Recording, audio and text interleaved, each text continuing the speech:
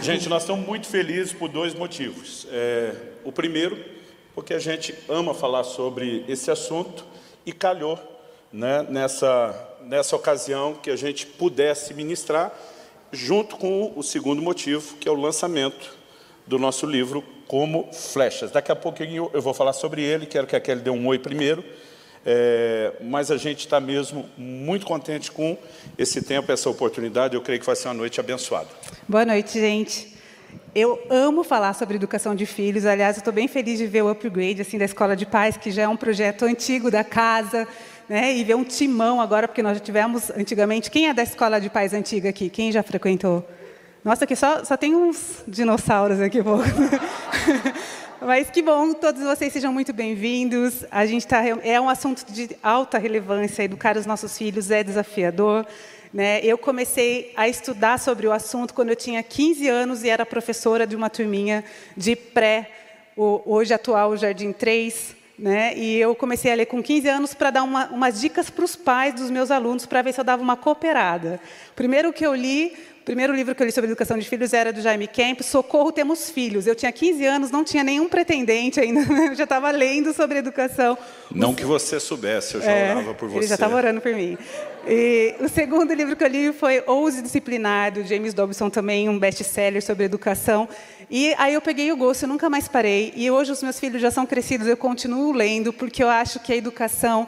ela não é só a razão para mudar uma sociedade, né, mas para mudar uma família, e começa dentro de casa, né? Se nós queremos cidadãos que vão morar no céu e que vão fazer diferença, influenciar essa geração, nós precisamos começar esse trabalho dentro das nossas casas. Então, vamos lá, obrigada por vocês terem vindo, eu fico muito feliz. Isso desde a época de escola, quando os pais vinham para a reunião. Gente, dá uma alegria. E às vezes a gente fica orando, porque às vezes aqueles pais que mais precisavam vir para... você não ir embora cedo hoje. E às vezes os pais que mais precisavam estar na reunião faltam, sabe? Não sei se vocês entendem esse aspecto. Mas eu fico muito feliz, porque eu tenho certeza que, assim, vocês que são pais e que estão aqui, estão buscando fazer o melhor pelos filhos, vocês já estão muito de parabéns. Só por estarem aqui, né? Então, muito obrigada. E vamos lá? Vamos sentar no banquinho ou é só decoração? Pode sentar. Podemos sentar? Eu vou falar primeiro do livro. Bom, gente, primeiro livro que eu e a Kelly escrevemos juntos. Uhul. A gráfica já entregou, a gente está muito feliz e vamos disponibilizar esse material já hoje para quem queira. E o título do livro é Como Flechas. Nós vamos ministrar sobre o assunto, vai entender o motivo do título, vocês vão entender já já. Preparando e projetando os filhos para o propósito de Deus. No final, nós vamos disponibilizar a venda para quem está aqui. Então, hoje, oficialmente, é o lançamento do livro. Vocês são os primeiros que vão ter acesso. Mas antes que você saia para adquirir, eu quero falar algo que é uma informação importante para você e para quem nos acompanha aí pela transmissão. Nós anunciamos uma pré-venda, né, do livro, enquanto estava na gráfica, antes de entregar, e a gente decidiu dar um bônus para quem, um presente, um brinde para quem já fizesse antecipasse a sua aquisição.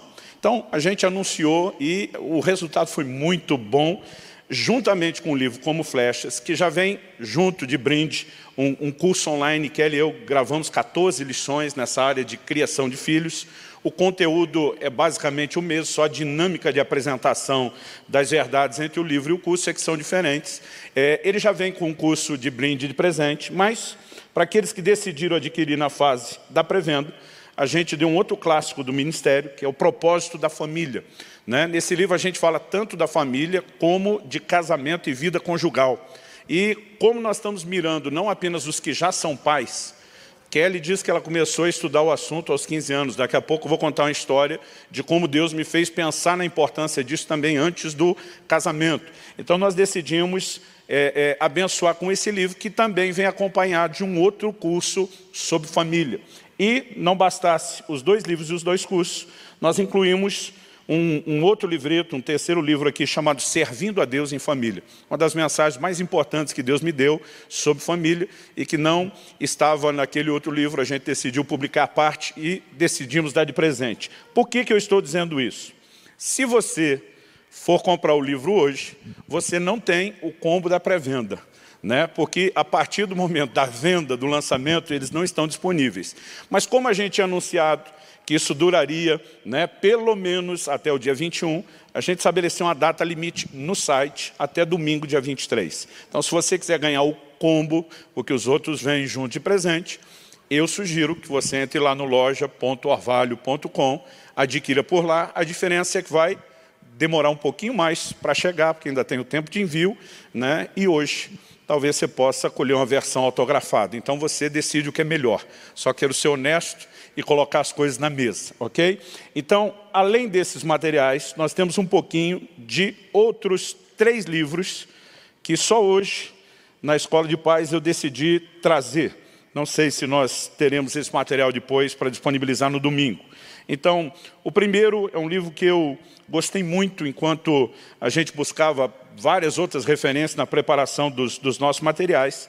É um livro do Bill Johnson, Filhos que Vencem Gigantes. Crie seus filhos para um destino vitorioso, né? Eu particularmente gostei muito desse material.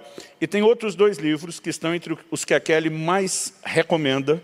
Eu queria que ela falasse um pouquinho de cada um deles. O meu número 1 de recomendação se chama Limites para Ensinar aos Filhos, da Editora Vida, que nós não temos hoje aqui, mas em alguns dias... A partir de semana que vem estará disponível no site. Também do Orvalho. Eu super recomendo, é um livro que me ajudou muito, que eu reli várias vezes. Um livrinho para aqueles que estão iniciando a vida de leitor, aquele que você lê bem rapidinho, As 7 Necessidades Básicas da Criança. É um livro que você pode se autoavaliar, se algum desses aspectos faltaram na sua vida também, buscar em Deus assim, uns ajustes interiores, mas que a gente não pode deixar de ministrar o coração dos nossos filhos. Então, é sensacional, um livro fininho, pequenininho, fácil de ler, mas que tem uma mensagem muito importante, relevante, quando estamos educando. O outro é Filhos Poderosos na Terra. Eu amo esse livro, porque, como eu falei, já li muitos livros de educação, e a maioria deles abordam uma questão mais de psicologia, o desenvolvimento psicológico, como você abordar. E esse aqui tem uma pegada de o desenvolvimento espiritual dos filhos. É baseado no Salmo 112, e é incrível. É uma mensagem que mexe com a gente na nossa categoria de pais crentes, e nos encoraja a voar um pouquinho mais alto para estimular os nossos filhos a virem junto. Então, super recomendo Filhos Poderosos na Terra. Ok. Então, nós vamos ter uma quantidade menor desses e temos também ali à disposição, no final, o livro Como Flechas, Preparando e Projetando os Filhos para o Propósito Divino. Esse é sensacional, gente. Esse é ótimo. A gente resolveu fazer algo ali hoje. Esse é só para os que estão no presencial. Os que estão acompanhando online não terão essa possibilidade, embora no domingo a gente também vai oferecer isso para quem não pôde estar aqui hoje. Se você não puder pagar o preço do livro que está lá sendo sugerido, ainda que você saiba que parcela em até 12 vezes sem juros, né? Então, se você realmente não pode, a gente não quer que você deixe de levar o livro, né? Alguma coisa nós vamos tentar tirar de você. Então, se você for lá e falar, olha, eu não posso pagar o valor que está aí, primeiro pergunta, antes de dizer que não pode, tá? Eles vão perguntar, quanto é que você pode? Né? Alguma coisa vão tentar tirar de você ali, 5, 10, R$2, 25 centavos. Mas se você realmente não tiver nada, né, a gente está disposto a dar o livro e ainda orar por você para a coisa melhorar. A gente brinca, mas eu já tive momentos onde não dava para pegar um livro de jeito nenhum, né? Era aquilo ou comer na semana. Então, se for o caso, nós queremos te abençoar, porque o propósito não é fazer comércio. Tá? Agora, o que eu quero falar antes, é importante, se depois de Deus, o nosso maior valor é a família, e a gente não estiver disposto a investir nisso, né? Eu vejo gente que não sacrifica uma saída com a família, comer fora, né, um prato diferenciado, mas às vezes sacrifica o que o ajudaria a cumprir o seu propósito, que é conhecimento. Eu gosto de uma frase do pastor José Gonçalves, ele fala sempre, não sei se isso é dele ou se ele pegou de alguém, mas ele sempre diz, invista mais na sua cabeça do que no seu estômago. Né? E uma coisa que eu aprendi em casa desde cedo era valorizar a leitura. E eu quero ler um texto de Provérbios, capítulo 24, versículos 3 e 4, que diz assim, com a sabedoria se constrói a casa, e com a inteligência ela se firma. Pelo conhecimento, seus cômodos se encherão de todo tipo de bens preciosos e agradáveis. Então, observe 3 palavras que eu destaquei aqui no texto. Sabedoria, a segunda é inteligência, E a terceira, conhecimento. Né? Com a sabedoria que a casa se constrói, se edifica. É com a inteligência que ela se firma. E pelo conhecimento ela se enche de todo tipo de bens preciosos. Se nós queremos viver o melhor de Deus para as nossas casas, nós precisamos de sabedoria, inteligência, conhecimento. E eu louvo a Deus por vocês separarem uma noite na semana, estarem aqui na disposição de aprender. Né? E o aprendizado sobre pais é contínuo. Nossos filhos já alcançaram a fase adulta, já somos avós, mas a gente continua aprendendo. Então, quem tem um coração ensinável, obviamente, sai na frente. O livro de Hebreus diz lá no capítulo 12 que nossos pais nos corrigiam conforme melhor lhes pareciam. Esse conforme melhor lhes parecia justifica a intenção, mas não significa que o parecer deles era tão bom quanto poderia ser se tivessem buscado conhecimento. Então, se queremos ser pais melhores, nós precisamos disso. Então, a nossa disposição de escrever o livro, gravar o curso, é colocar na mão das pessoas ferramentas. Agora, apesar de não ser novidade para a maioria, por que demoramos tanto tempo para escrever esse livro, sendo que é um dos assuntos que mais nos pediram ao longo dos anos? Que a gente queria que os nossos filhos acabassem de crescer, sabe? Para a gente... Realmente, a gente sempre criou nos princípios, mas a gente queria ter, sabe, aplicá-los até o final e poder falar para vocês, gente, dá certo mesmo. Provar que funciona. Dá certo mesmo, provar que funciona. Amém. A gente entende que é responsabilidade da igreja também discipular as famílias. E tem um texto da Bíblia que eu prefiro que a Kelly fale, porque eu não gosto de dar um rótulo específico para as mulheres, que às vezes elas não gostam depois de ouvir o texto. É melhor que isso venha de uma mulher. Apesar que quem escreveu foi um homem. Então, vamos lá. Vou ler Tito, capítulo 2, a partir do versículo 3. Quantas mulheres idosas, semelhantemente que sejam sérias em seu proceder, não caluniadoras, não escravizadas a muito vinho, sejam mestras do bem, a fim de instruírem as jovens recém-casadas a amarem ao marido e aos seus filhos. E aí, continua a lista, tá bom até aqui? Não, tá bom. Mulheres idosas, eu já ando chamando de experientes para não criar briga. Esse é um padrão, né, que aquelas mulheres que já têm um pouquinho mais de experiência possam compartilhar. Isso é um papel da igreja, né, a gente instruir as mãezinhas que estão iniciando a carreira em como amarem os seus filhos, como ensinarem aos seus filhos. Amém. Bom, é isso, essa é a razão da gente estar aqui. Agora, eu gostaria de... No caso, as mulheres experientes sou eu, né? Mas os homens também podem fazer isso, né? Sim, exatamente. Que as mulheres devem fazer. É um padrão que serve para a família. A gente, no processo de aprendizado, além de procurar ler e estudar o que a Bíblia dizia sobre o assunto, de ler todos os livros que pudéssemos, a gente também sempre recorria, né, a pessoas que às vezes diziam... Eles olhavam para a gente assim, vocês são os nossos pastores, vieram pedir aconselhamento. A gente disse sim, na questão dos filhos, vocês estão na frente, vocês têm bagagem, têm experiência, nos ajudem, especialmente quando encontrávamos famílias com filhos exemplares no seu comportamento. A gente estava lá o tempo todo. Como vocês chegaram a esse ponto? E nós pedíamos também ajuda nas fases, sabe, em problemas pontuais. Quando a gente chegava em algumas fasezinhas novas com os filhos, apesar assim, a gente estava sempre lendo, mas a gente buscava ajuda para pais que já passaram, já venceram. E nós escolhemos muitas pérolas da experiência dos outros, né? Então, isso também é uma chave para a gente poder fazer essa tarefa bem, né? É verdade. Bom, a gente vai ministrar junto, eu vou estabelecer mais ou menos um trilho parecido com o que nós fizemos no livro, porque o livro surgiu a partir de uma mensagem, né, intitulada justamente como flechas. Acho que na época a gente chamava de flechas na mão do valente. Né? E eu quero ler esse texto, estabelecer o trilho e depois a gente vai conversando até onde Deus quiser e vocês aguentarem.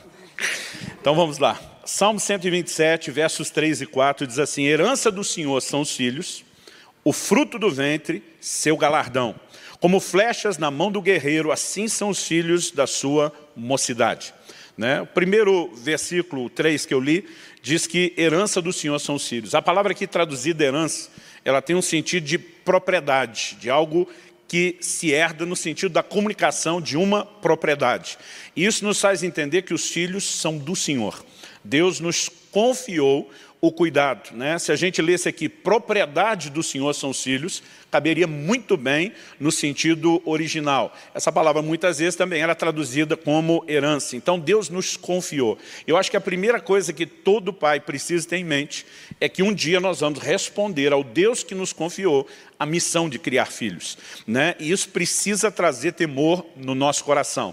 Depois o versículo 4 diz, como flechas da mão do guerreiro. Guerreiro aqui é sinônimo, né? O original diz valente, mas é sinônimo de guerreiro, alguém que ia, né, para a batalha. E ao usar essa analogia das flechas, né, Deus comparando os filhos como flechas, é que a gente estabeleceu um trilho. Em primeiro lugar, toda flecha, ela é atirada para alcançar um alvo. Nós temos um único exemplo na Bíblia de um arqueiro de um exército inimigo de Israel que na batalha atirou a esmo. Ou seja, ele não mirou num soldado específico, mas ele mirou num campo dizendo, vai pegar em alguém. E a Bíblia só dá esse detalhe dele ter atirado a esmo para mostrar que Deus, na sua soberania, estava julgando aquele rei de Israel sobre quem ele já tinha proferido uma palavra de julgamento. É o único exemplo de alguém atirando a esmo e acertando, né? Então, mesmo pais, aqueles de nós que não tivemos pais que tinham entendimento para lançar direito, a gente ainda pode acreditar que Deus, na sua graça e providência, pode dar rumo a uma flecha. Mas é nossa responsabilidade criar os filhos com propósito, né? E nós vamos, esse vai ser o primeiro ponto, nós vamos desdobrar esse primeiro ponto em dois aspectos.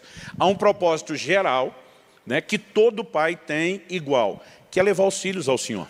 Essa é a nossa primeira missão. Como foi dito, antes de formar mera e simplesmente um bom cidadão para a sociedade, nós precisamos formar cidadão que povoe o céu e que honre os planos e os propósitos de Deus. Às vezes eu vejo pais preocupados em dar o melhor sustento, né, os melhores estudos, encaminhar os filhos para as melhores carreiras possíveis, mas não tem a mesma dedicação em encaminhá-los à fé e aos valores da palavra de Deus. Essa é a nossa missão primária, pela qual nós vamos responder a Deus. A segunda é entender um alvo que é personalizado para cada filho. Deus tem planos e propósitos individuais. Ele não lida conosco só no atacado. Ele tem planos personalizados. E discernir isso, né, também é uma missão que cumpre aos pais. Depois, baseado num outro texto que fala sobre flechas, Isaías 49:2, ele diz, como ele me pôs como flecha polida na sua aljava. O polimento era a fase final do acabamento da flecha, o que nos faz presumir o quê? A flecha não era lançada antes de estar pronta, né? Ela precisa de um processo de preparação.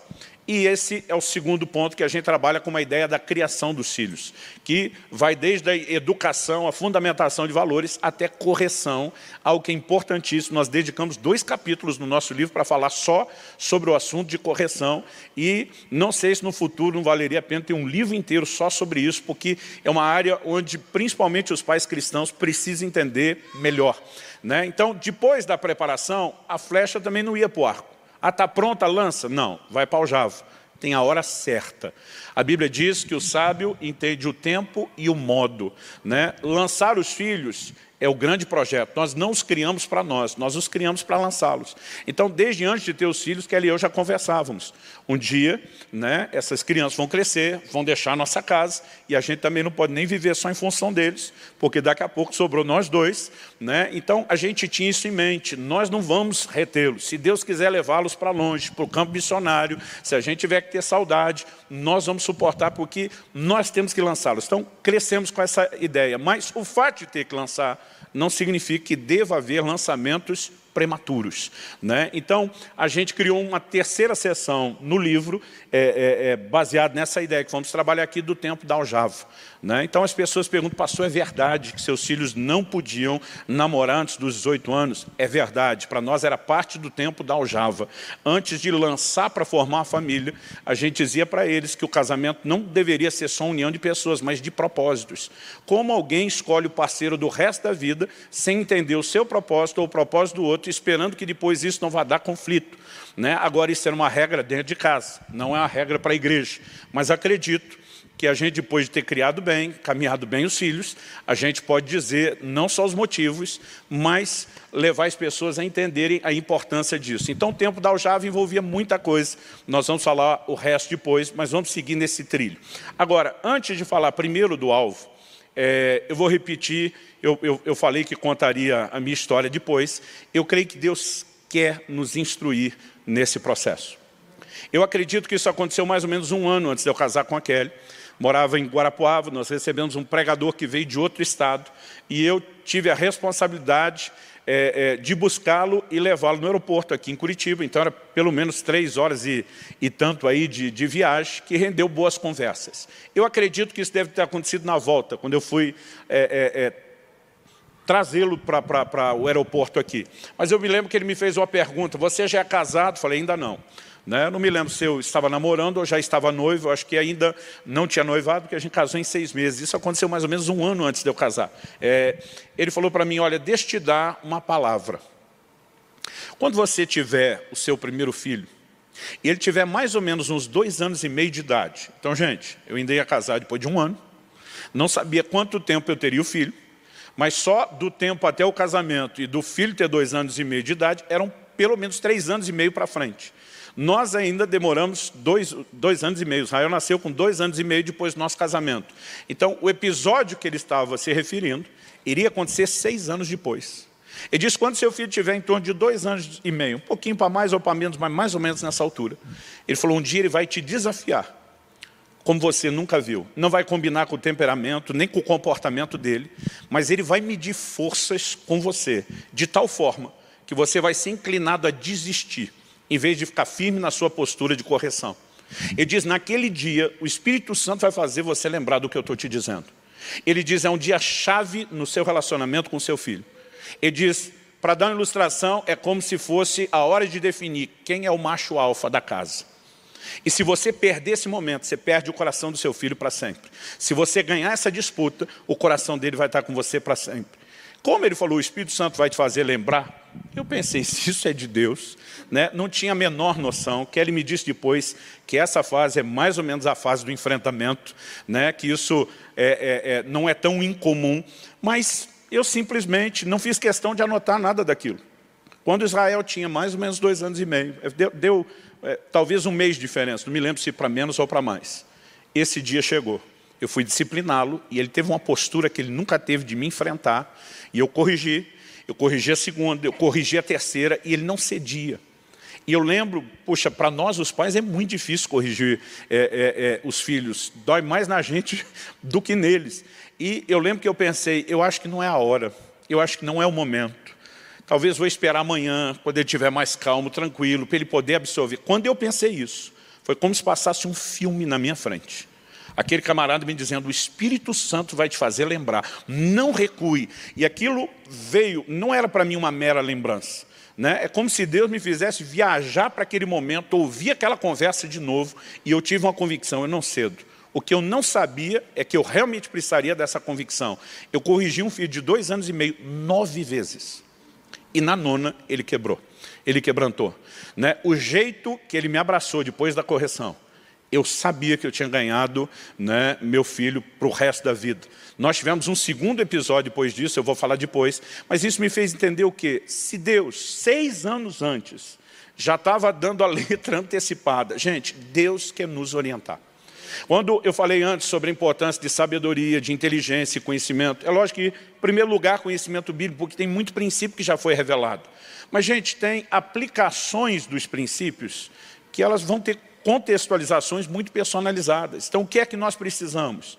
Tiago 1,5 diz, se algum de vós tem falta de sabedoria, peça a Deus.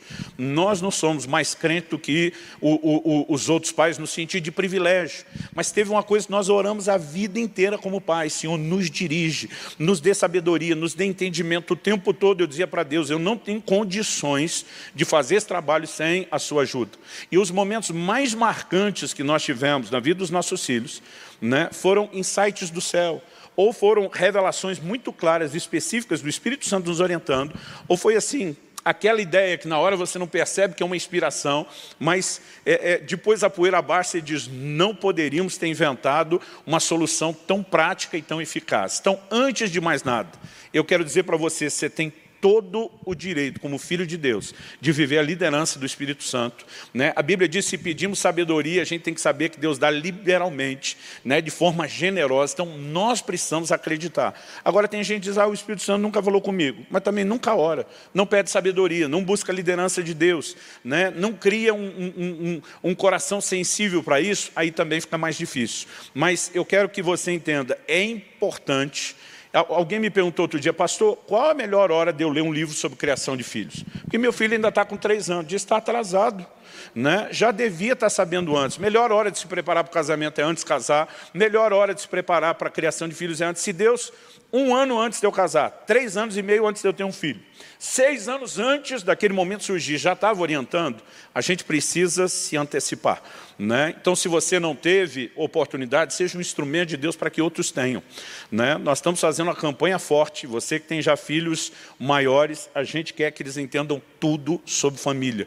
A gente pode mudar o curso das próximas gerações com orientação bíblica, né? Firme, sadia, segura, então isso é muito importante. Bom, vamos lá.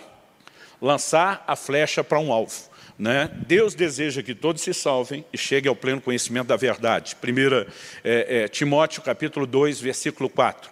Nós precisamos entender que a prioridade é servir a nossa casa, né? Mesmo para os pastores, eu sempre digo, o seu primeiro rebanho é a sua família. A Bíblia diz lá em 1 Timóteo 3, entre as qualificações que o bispo deve ter, a Bíblia diz, ele tem que ser marido de uma mulher só, casamento exemplar. Depois a Bíblia diz criar os filhos, né, com todo o respeito. Porque a Bíblia diz assim, se alguém não sabe cuidar, governar da própria casa, como é que vai cuidar da casa de Deus? Então, antes de nos preocuparmos em ganhar os outros para Jesus, discipulá-los, servi-los de qualquer forma, a família vem primeiro, né? É a nossa responsabilidade primária. Então, assim, desde que nossos filhos nasceram, o nosso alvo número 1, a nossa missão, nós temos que levá-los a Cristo, nós temos que conduzi-los ao Senhor. E a gente orava por isso, que eles tivessem uma experiência, que eles não fossem só frequentadores de igreja, né? Porque tem gente que cresce na igreja, ele aprende, mas não teve um encontro com Cristo. Depois deles terem professado sua decisão por Jesus, a gente orava muito para que fossem cheios do Espírito Santo. Eu impunha as mãos na cabecinha daquelas criaturas dormindo toda noite.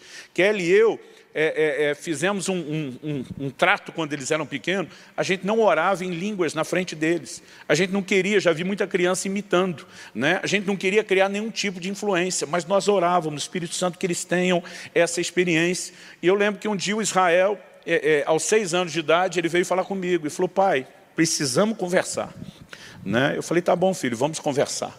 Ele falou, está acontecendo umas coisas estranhas comigo. Eu falei, é mesmo, filho? O que é? Ele diz, sabe aquele momento gostoso da oração? Momento gostoso, ele diz quando dá aquela vontade de chorar, tipo assim, chegamos lá. Falei, sei, filho. Ele diz, quando chega no momento gostoso da oração, eu começo a falar as coisas que eu não entendo. Falei, é mesmo, meu filho? Ele disse, é. E está acontecendo praticamente todo dia. Aí eu falei, e o que é isso de falar coisa estranha? Ele falou, pai, umas palavras que eu não entendo. Ele não usou o termo uma língua. Ele olhou para mim e falou, você acha que seria errado a gente orar junto? E se isso acontecer, o senhor vê o que está acontecendo comigo? Eu falei, seria errado não, filho. Bora orar. E quando nós começamos a orar, a glória de Deus desceu naquele lugar, né? E nós chegamos na parte gostosa da oração rapidinho. E ele destampou a falar em línguas, de uma forma como eu nunca vi ninguém, não era uma imitação, né? E ele falou, pai, o que é isso? Eu falei, deixa eu te explicar o que é isso, né? Quando a Alissa fez 6 anos, eu pensei, não posso demorar. Fui lá e falei, filha, pode chegar um momento que quando você estiver orando, né, aconteça algo diferente, que você vai começar... Ela falou, pai, está por fora, já aconteceu. Né? Então, assim, a gente via resultado das orações. Agora, gente... E depois que eles descobriram isso, a gente ia viajar, eles falavam assim, que tal a gente orasse então agora, mas em línguas? E era uma misterolândia aquele carro andando, assim, era só mistério, eles amavam esses momentos. Então, assim, nós precisamos entender, essa é a missão primária, né? Não quer dizer que outras coisas não são importantes, mas nada se compara a isso. Eu vejo pais que olham para os filhos e dizem, formei bons cidadãos, mas nem crentes, né, eles hoje são. Então, nossa maior missão, levá-los ao Senhor. Como isso é um pouco óbvio, eu quero só ressaltar a importância, mas não vou gastar muito tempo aqui. Segundo aspecto, entender o destino profético, discernir aquele plano personalizado que Deus tem para cada filho, né? É parte da nossa missão. Tem um texto lá de Juízes, capítulo 13, verso 8.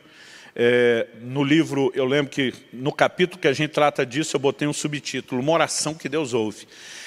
Manoá, que é o pai de Sansão, dos juízes de Israel, ele é notificado pela esposa que o anjo do Senhor apareceu para ela e disse, olha, você foi estéril até hoje, mas Deus vai te dar um filho. Ele vai livrar Israel da mão dos filisteus, e ela volta compartilhando a bênção, o recado. E a Bíblia diz, verso 8, então Manoá orou ao Senhor dizendo, meu Senhor, peço que o homem de Deus que enviaste venha outra vez e nos ensine o que devemos fazer com o menino que há de nascer.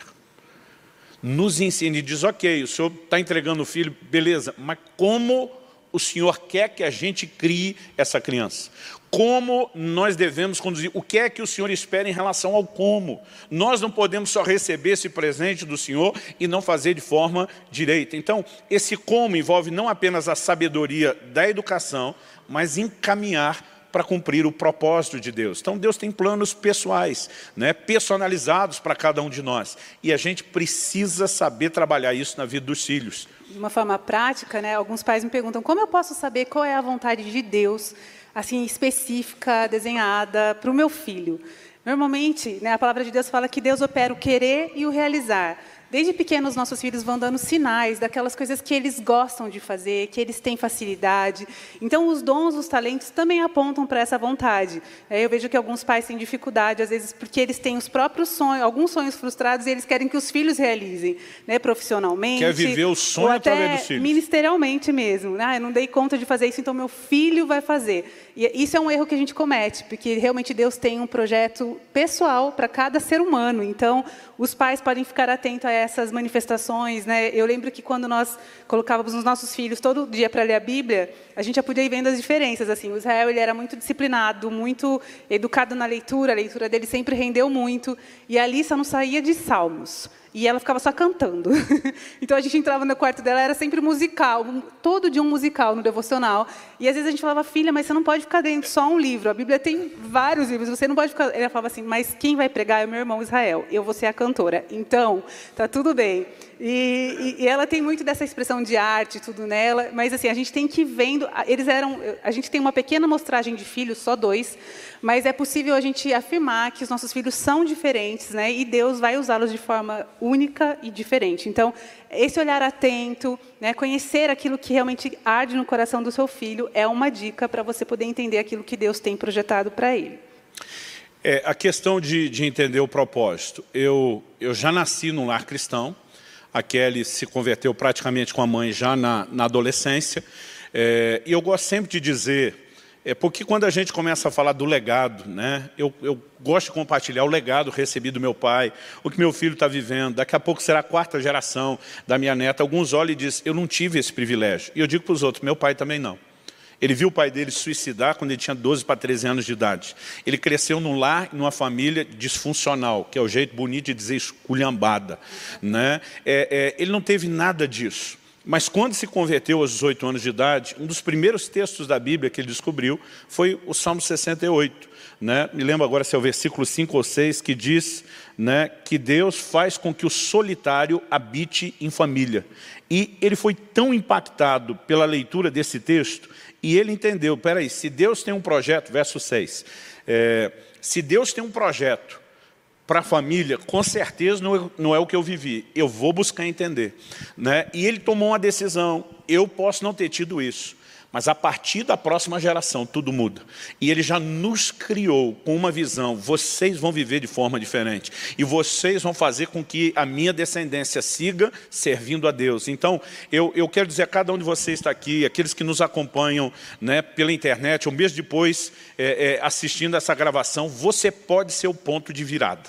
Né? Creia nisso, decida isso e lute por isso, porque aquilo que você não teve, você pode garantir que as próximas gerações tenham. Eu lembro que um dia nós fomos visitar uma família, e eu já era casada, já tínhamos filhos, mas eu vi uma dinâmica acontecendo, e para mim foi assim tão surreal, tão lindo, né? Porque nós estávamos tomando um café, Ele era um pastor, o dono da casa, assim, e ele recebeu um telefonema de alguém precisando de ajuda. Então, ele fez um aconselhamento, ele ficou meio no cantinho, assim, falando com a pessoa atendendo, enquanto todo mundo estava ali conversando, tomando café.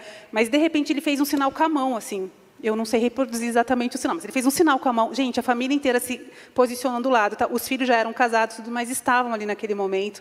E eles começaram a entoar um hino com divisão de vozes. Eu fiquei olhando aquilo, assim... Serenata era nada perto daquilo. A glória desceu ali naquela sala, assim, aquilo, eu falei, meu Deus, como assim? Faz um sinal, e aí começa tudo isso aqui. E aí, quando eles terminaram de cantar, ele só deu um sinalzinho para a família e falou assim, ele está chorando. A pessoa tinha sido tocada, e tipo assim, missão cumprida. Cada um voltou a fazer o que estava fazendo, eu fiquei olhando, tipo, como assim, gente? Como acontece isso, né? E eu lembro se minha memória não traz, foram os pais de Elô, que hoje serve aqui na casa. Né? Mas é isso, o pastor Saulo e a pastora Elô, que é uma pastora hoje aqui com a gente, né? Ela fazia parte desse coro com divisão de vozes. E eu saí de lá e falei, nossa, eu queria tanto ter tido uma infância dessa forma. Eu me converti aos 15 anos. Na minha casa também não aconteceram esses movimentos. Eu queria ter tido essa experiência. Né? Não Você queria ter cantado no coro? Eu queria ter tido coisas assim, tipo, espirituais, mas eu realmente pude proporcionar isso aos meus filhos. Então, realmente, essa questão de virada, né, eu não tenho essas histórias para contar da minha infância, mas eu tenho histórias lindas para contar da infância dos meus filhos. Então, eu também acho que posso falar que sou um exemplo disso, que quando a gente decide, né, quando a gente faz uma aliança com Deus, as próximas gerações vão ser muito abençoadas. Então, é para encorajar você aí a criar memórias assim com seus filhos. Você, depois dos 15, ainda pôde ter, porque como sua mãe também se converteu. Então, por exemplo... Mas a gente não teve um coral. Não teve coral. Mas nessa fase, eu queria até que você contasse a história que você sabe o que é. Quando Kelly e eu estávamos em toda aquela conversa do início do relacionamento, do namoro, ela tinha passado em vestibulares disputados de algumas universidades, ela tinha que tomar uma decisão, e aí eu quero falar sobre o propósito personalizado. Né? Porque a gente tem que ter muito discernimento da parte de Deus. E ela tinha algumas propostas, mas eu tinha algo no meu coração que eu não falei para ela. A gente estava no início, eu acredito que a gente já tinha formalizado o início do namoro, mas eu falei para ela, falei, meu amor, eu acho que a melhor coisa, em primeiro lugar, é você não perder tempo. Né? Eu falei, se você quer casar, e a minha intenção é casar, eu vou te trazer para cá, eu morava em Guarapuava. Né? Eu não posso... Eu no interior de São Paulo. Ela no interior de São Paulo. É nóis. Eu não posso, isso eu não falei, eu não posso, estou dentro da minha cabeça, esperar você estudar 4 anos e ser um pastor solteiro por mais 4 anos sem casamento. Esse relacionamento não vai funcionar por 4 anos à distância. Né? Então, eu sabia de todas as dificuldades e eu coloquei aquilo diante de Deus. Falei assim, ó, eu vou fazer uma proposta ousada, que um namorado não tem direito de fazer. Eu falei, olha, se eu puder dar um conselho, a vida é sua e as decisões são suas. Eu acho que você já deveria pensar numa faculdade para o lado de cá. Né? Tinha uma segunda intenção nisso, que eu queria que ela saísse de casa ainda solteira, vivesse o desmame solteiro, e quando casasse comigo, eu seria a redenção dela. Ele queria ser meu herói, vocês entenderam, porque quando você tira a filha da cara do pai, já não consegue de cara dar o mesmo nível, e eu não tinha condição de oferecer muita coisa, você é o vilão. Nesse caso, eu seria o herói. Mas... Eu fiz assim a proposta, eu falei, ó, eu acho que mesmo a gente namorando, você já poderia vir e se adaptando com a igreja, com a cidade, tudo isso. Quando a gente casar, você já adiantou tempo na faculdade, né? Eu prometi aos pais dela, eu falei, eu garanto que ela vai até o fim da faculdade, isso não vai ser negociado. Mas eu fiz essa proposta. Agora imagina, de repente, para Kelly, começando um relacionamento e ter que tomar a decisão, apostar todas as fichas, né, nesse futuro, e ela estava num dilema, até porque ela já tinha feito 3 ou 4 anos de colegial técnico, 4 anos. Magistério. De 2 colegiais técnicos, equivalente a 8. E eu era uma pessoa super decidida, eu prestei vestibular para várias coisas super diferentes. Né? Então eu sabia super o que eu queria, eu prestei para arquitetura, design, desenho industrial, para vir para o sul, arquitetura. E para vir para Guarapuava, não tinha uma dessas opções que eu cogitava. E como eu já tinha feito magistério, então eu falei, ali eu vou fazer pedagogia. Que era quase chovendo molhado para você. A opção que tinha. E eu lembro que então eu estava precisando muito de uma direção de Deus. E eu orei assim, falei, Deus, qual faculdade eu passar vai ser o sinal. Só que eu passei em todos os vestibulares. NED, sim, NED.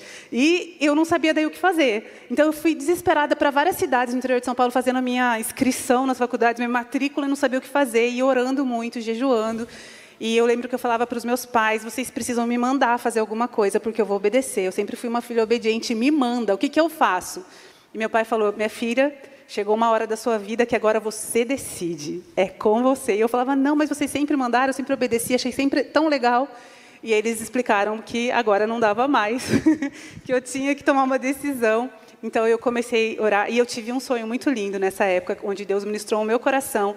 E eu me via debaixo de uma árvore grande, frondosa, ministrando crianças. Eu comecei a entender, eu falei, talvez seja pedagogia. Mas eu falei, mas Deus, eu preciso, essa coisa é muito séria. Então eu preciso que o Senhor fale com a minha mãe. Porque a minha mãe era... Ela tinha convertido e o pai não. Meu pai, né, não tinha ainda tido uma experiência com Deus. Eu falei, ela é o meu canal e eu vou entender, né, que o Senhor está falando comigo quando ela me trouxer algo do Senhor. Assim. Então eu estava chegando meio limite. Eu falei, Deus, é contigo, vou esperar. Eu lembro que um dia eu acordei, minha mãe estava chorando. E eu falei, mãe, o que aconteceu? Ela falou, você vai morar longe. E ela contou um sonho que ela teve, que foi muito simbólico para a gente, que ela entendia que eu estava indo para Guarapuava e que eu ia fazer o curso de pedagogia e que eu ia me casar. Né? Então, foi um sonho muito especial. Vamos contar o sonho. Você gosta de contar o sonho, né? Posso contar ou você Pode quer? Pode contar, porque você dá aquele grande finale de você como meu herói. Vai lá, então. A mãe dela sonhou que a Kelly estava numa estação de trem e um trem se aproximava em alta velocidade. Ela sabia, antes do trem chegar... Que olha a cara dele, gente. Que ele o trem, já fica feliz. Ó. Ela sabia... Depois você vai entender por quê. Ela sabia que o trem não ia parar. E ela viu o trem de longe, ela percebia que uma única porta do trem estava aberta e ela começou com agonia a ver a filha, porque ela sabia que a única forma da Kelly entrar no trem era com ele em movimento e só tinha uma porta aberta. Né? E ela preocupou, mesmo que a Kelly pular e acertar o time, a sincronia da passada da porta, ela vai se machucar toda lá dentro por causa da velocidade do trem. Mas, de repente, ela enxergava dentro do vagão e via que ele estava todo almofadado, preparado para recebê-la. Então, quando aquela porta aberta estava chegando, ela via, na minha cabeça, não sei se ela viu desse jeito, já tem até uma câmera lenta. Ela via a Kelly pulando... Mas ela falou que ficou lento naquela hora. Né? Uhum. Ela via a Kelly pulando, passando exatamente pelo vão da porta, depois o trem voltava à velocidade. Ela falou, filha, você vai. Tudo acontecendo muito rápido. Esse foi o discernimento dela, mas Deus já preparou tudo. O meu discernimento que veio depois é que eu era a única chance da vida da Kelly. Eu era a única porta aberta. Então, a brincadeira aqui é a gente se divertir. Mas o que é importante, a mãe que antes dos 15 não pôde cooperar de uma maneira tão intencional para dar propósito, nesse momento estava discernindo o propósito. Né? Elas são muito amigas. Eu sei que minha sogra pagou assim, um preço alto, liberando a Kelly para estar longe. Hoje, a gente vivendo longe da nossa neta, por exemplo, mesmo dos nossos filhos, com toda essa facilidade de comunicação, a conversa é outra. Mas Kelly e eu, quando namorávamos, a ligação por telefone era depois da meia-noite, porque interurbano ficava mais barato. Quem é dessa época, gente? Por favor, não deixa a gente sozinho aqui, obrigado. Tem gente que nem sabe o que é interurbano. Quem teve cadeado no seu telefone lá, que não podia... obrigado. Então, a gente é dessa época. Agora, eu lembro quando o Israel estava ali em torno dos 15 anos, e ele fez era uma espécie, a gente chama vestibular, mas não era para a faculdade, era para um colegial técnico, acho que era algo associado à federal, aqui um curso, e ele queria muito aquilo. E a gente estava ali o tempo todo orando com ele, torcendo, e ele passou. Quando ele recebeu a notícia, passou, foi uma festa lá em casa. A gente vibrando com ele. E eu lembro de um momento que eu fui para um canto, provavelmente para o quarto, para agradecer a Deus. Mas enquanto eu orava agradecendo a Deus, que o tempo todo nossa oração não era perguntar o que Deus queria, era só, né, como a gente ouviu uma frase da pastora Andréa Uber, dizendo que o pessoal falava isso lá no Pará, onde ela morou por muitos anos. Se Deus quiser, e o cara emendava, e ele há de querer, né, quase já tentando forçar. Então a gente estava naquela, se Deus quiser e ele há de querer, né, nós nunca perguntamos. Na hora que eu estava orando para agradecer a Deus, gente, eu não tinha nem pensado nisso. O Espírito Santo falou ao meu coração. E diz, você é um guardião do destino profético do seu filho. Pensei, sou mesmo. Ele diz, e se ele entrar a fazer esse curso, ele vai se perder em relação ao meu propósito. Não fui eu que abri essa porta, não é minha intenção que ele entre. E você é o responsável por pará-lo. Eu levei um susto, eu fiquei imaginando depois de toda aquela torcida, de toda aquela expectativa, de toda aquela festa. Mas eu saí e falei, vou resolver isso agora. Chamei meu filho e falei, filho, precisamos conversar. Deus falou uma coisa comigo agora no quarto a seu respeito. Eu falei, antes dele falar o que ele falou, eu quero que você saiba que uma vida inteira eu torço por você, eu procuro o seu melhor, né? Eu amo você mais do que a mim mesmo, eu tenho te dado apoio em tudo que você faz, mas mais do que apenas tentar ser um pai legal, que te promove na direção certa, eu quero que você viva o melhor de Deus. Ele falou, eu também, pai. Eu falei, pois bem, filho, esse curso que a gente quis tanto, em momento nenhum nós perguntamos nada para Deus. Eu entrei num quarto agora para orar, só para agradecer que você passou, porque eu estava tão feliz com a sua alegria. Mas Deus me chamou a atenção e disse que nós nunca perguntamos nada para Ele.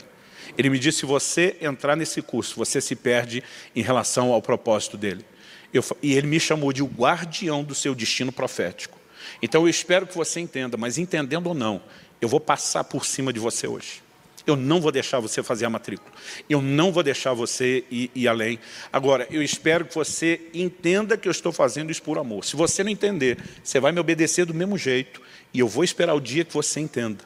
Eu lembro que os olhos dele encheram de lágrimas, né? Mas assim, encheu e transbordou. E ele olhou para mim e falou, pai, além de ser um bom pai, que é o meu melhor, eu sei que você é um homem de Deus e que você ouve Deus. Ele falou, eu realmente não esperava essa virada no jogo nesse momento. Mas ele falou, eu escolho obedecer a Deus e o Senhor. Se o Senhor não ouviu a Deus, eu vou te obedecer como uma forma de honrar a Deus. E depois a gente viu, né, o colegial, eu não sei o que teria acontecido lá, né, porque às vezes a gente só pensa no que de positivo a gente viu acontecer depois, mas às vezes você não faz ideia do que de negativo poderia acontecer fora do plano e do propósito de Deus. Mas o Israel literalmente marcou, né, a escola para onde ele foi.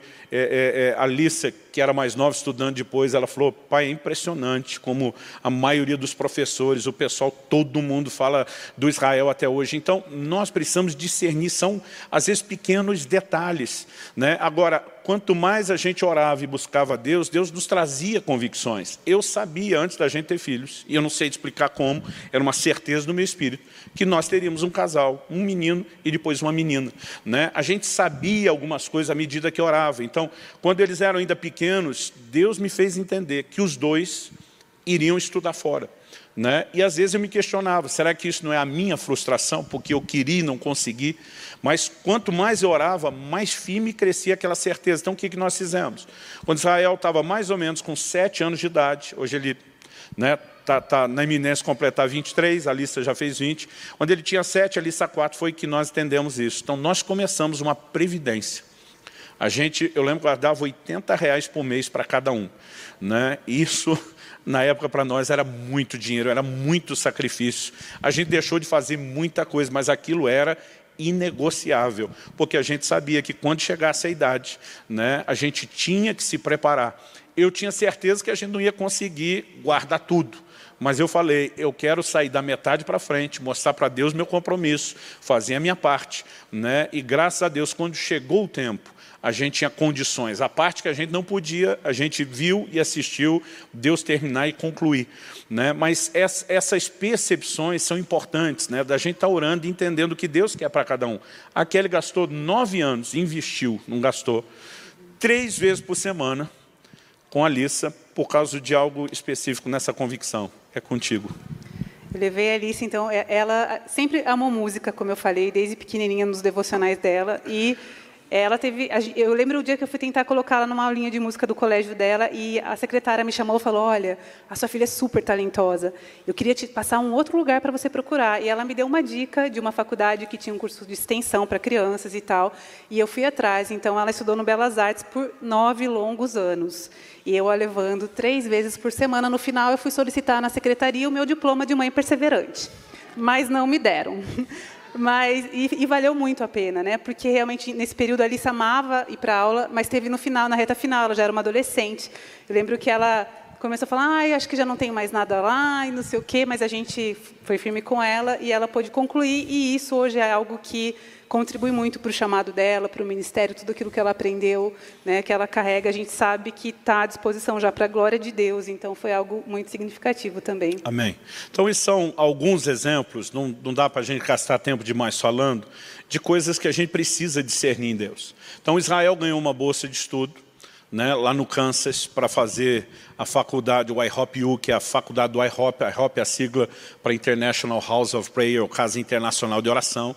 E era algo que eu pedia a Deus, né, que o Israel pudesse ter um tempo que não era só de estudos, mas principalmente uma fundamentação em Deus, né? E lá na faculdade do IHOP, os alunos precisam pagar 4 horas de oração por dia na casa de oração. A casa de oração já estão há mais de 20 anos, orando e adorando ininterruptamente há mais de 20 anos, 24 horas por dia, 7 dias por semana.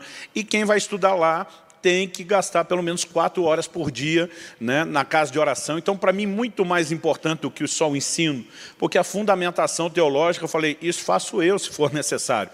Mas o que eu queria era essa disciplina, e ele ganhou uma bolsa lá aos 4 anos. Mas quando estava aproximando a época dele ir, eu lembro que eu olhei para o meu filho e falei, filho, você só vai ficar 1 ano. Ele falou, pai, eu acho que não vou ficar os 4, mas eu queria ficar pelo menos 2. Eu falei, presta atenção, escreve o que eu estou te falando. E eu não sei porque eu estou te falando, mas eu tenho uma convicção no meu espírito, você fica 1 ano. Não é 1 ano e meio, né? Não é nada mais do que isso, é 1 ano. Ele dizia, por quê, pai? Eu falei, não sei. Mas escreve essa informação.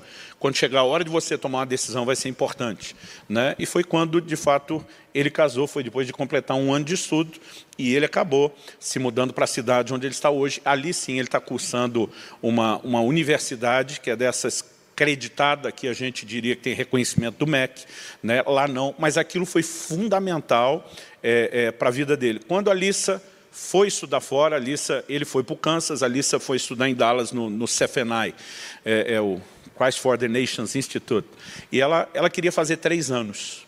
Eu falei, filha, você fica 2. Né? Ela falou, e eu ia fazer só um adendo aqui, né? Você pode falar, nossa, isso aí que dá ser filho de profeta, né?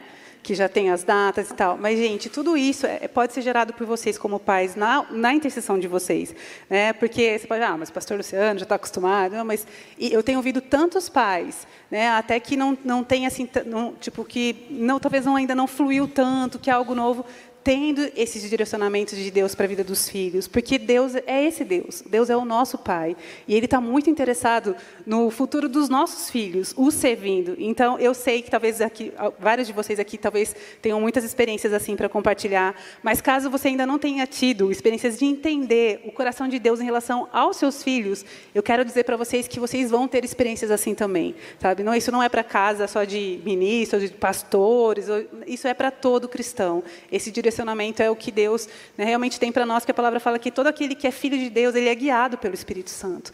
Né? Então, o Senhor vai nos guiar nessas áreas, né, que são tão relevantes e tão chaves para nós. E quando a gente fala desse destino profético, gente, não quer dizer que os filhos vão servir no ministério em tempo integral. Mas Deus tem um plano para cada um. Deus quer estabelecer cada um no lugar. Né? Mardoqueu ou Mordecai, dependendo da versão, que era o tio de Esther, ela era órfã, ele meio que assumiu aquela lacuna de pai. Ele manda um recado para ela quando ela está no palácio. Quem sabe se não foi para um tempo como este que chegasse ao reino. Em outras palavras, Deus não te colocou num lugar estratégico desse à toa.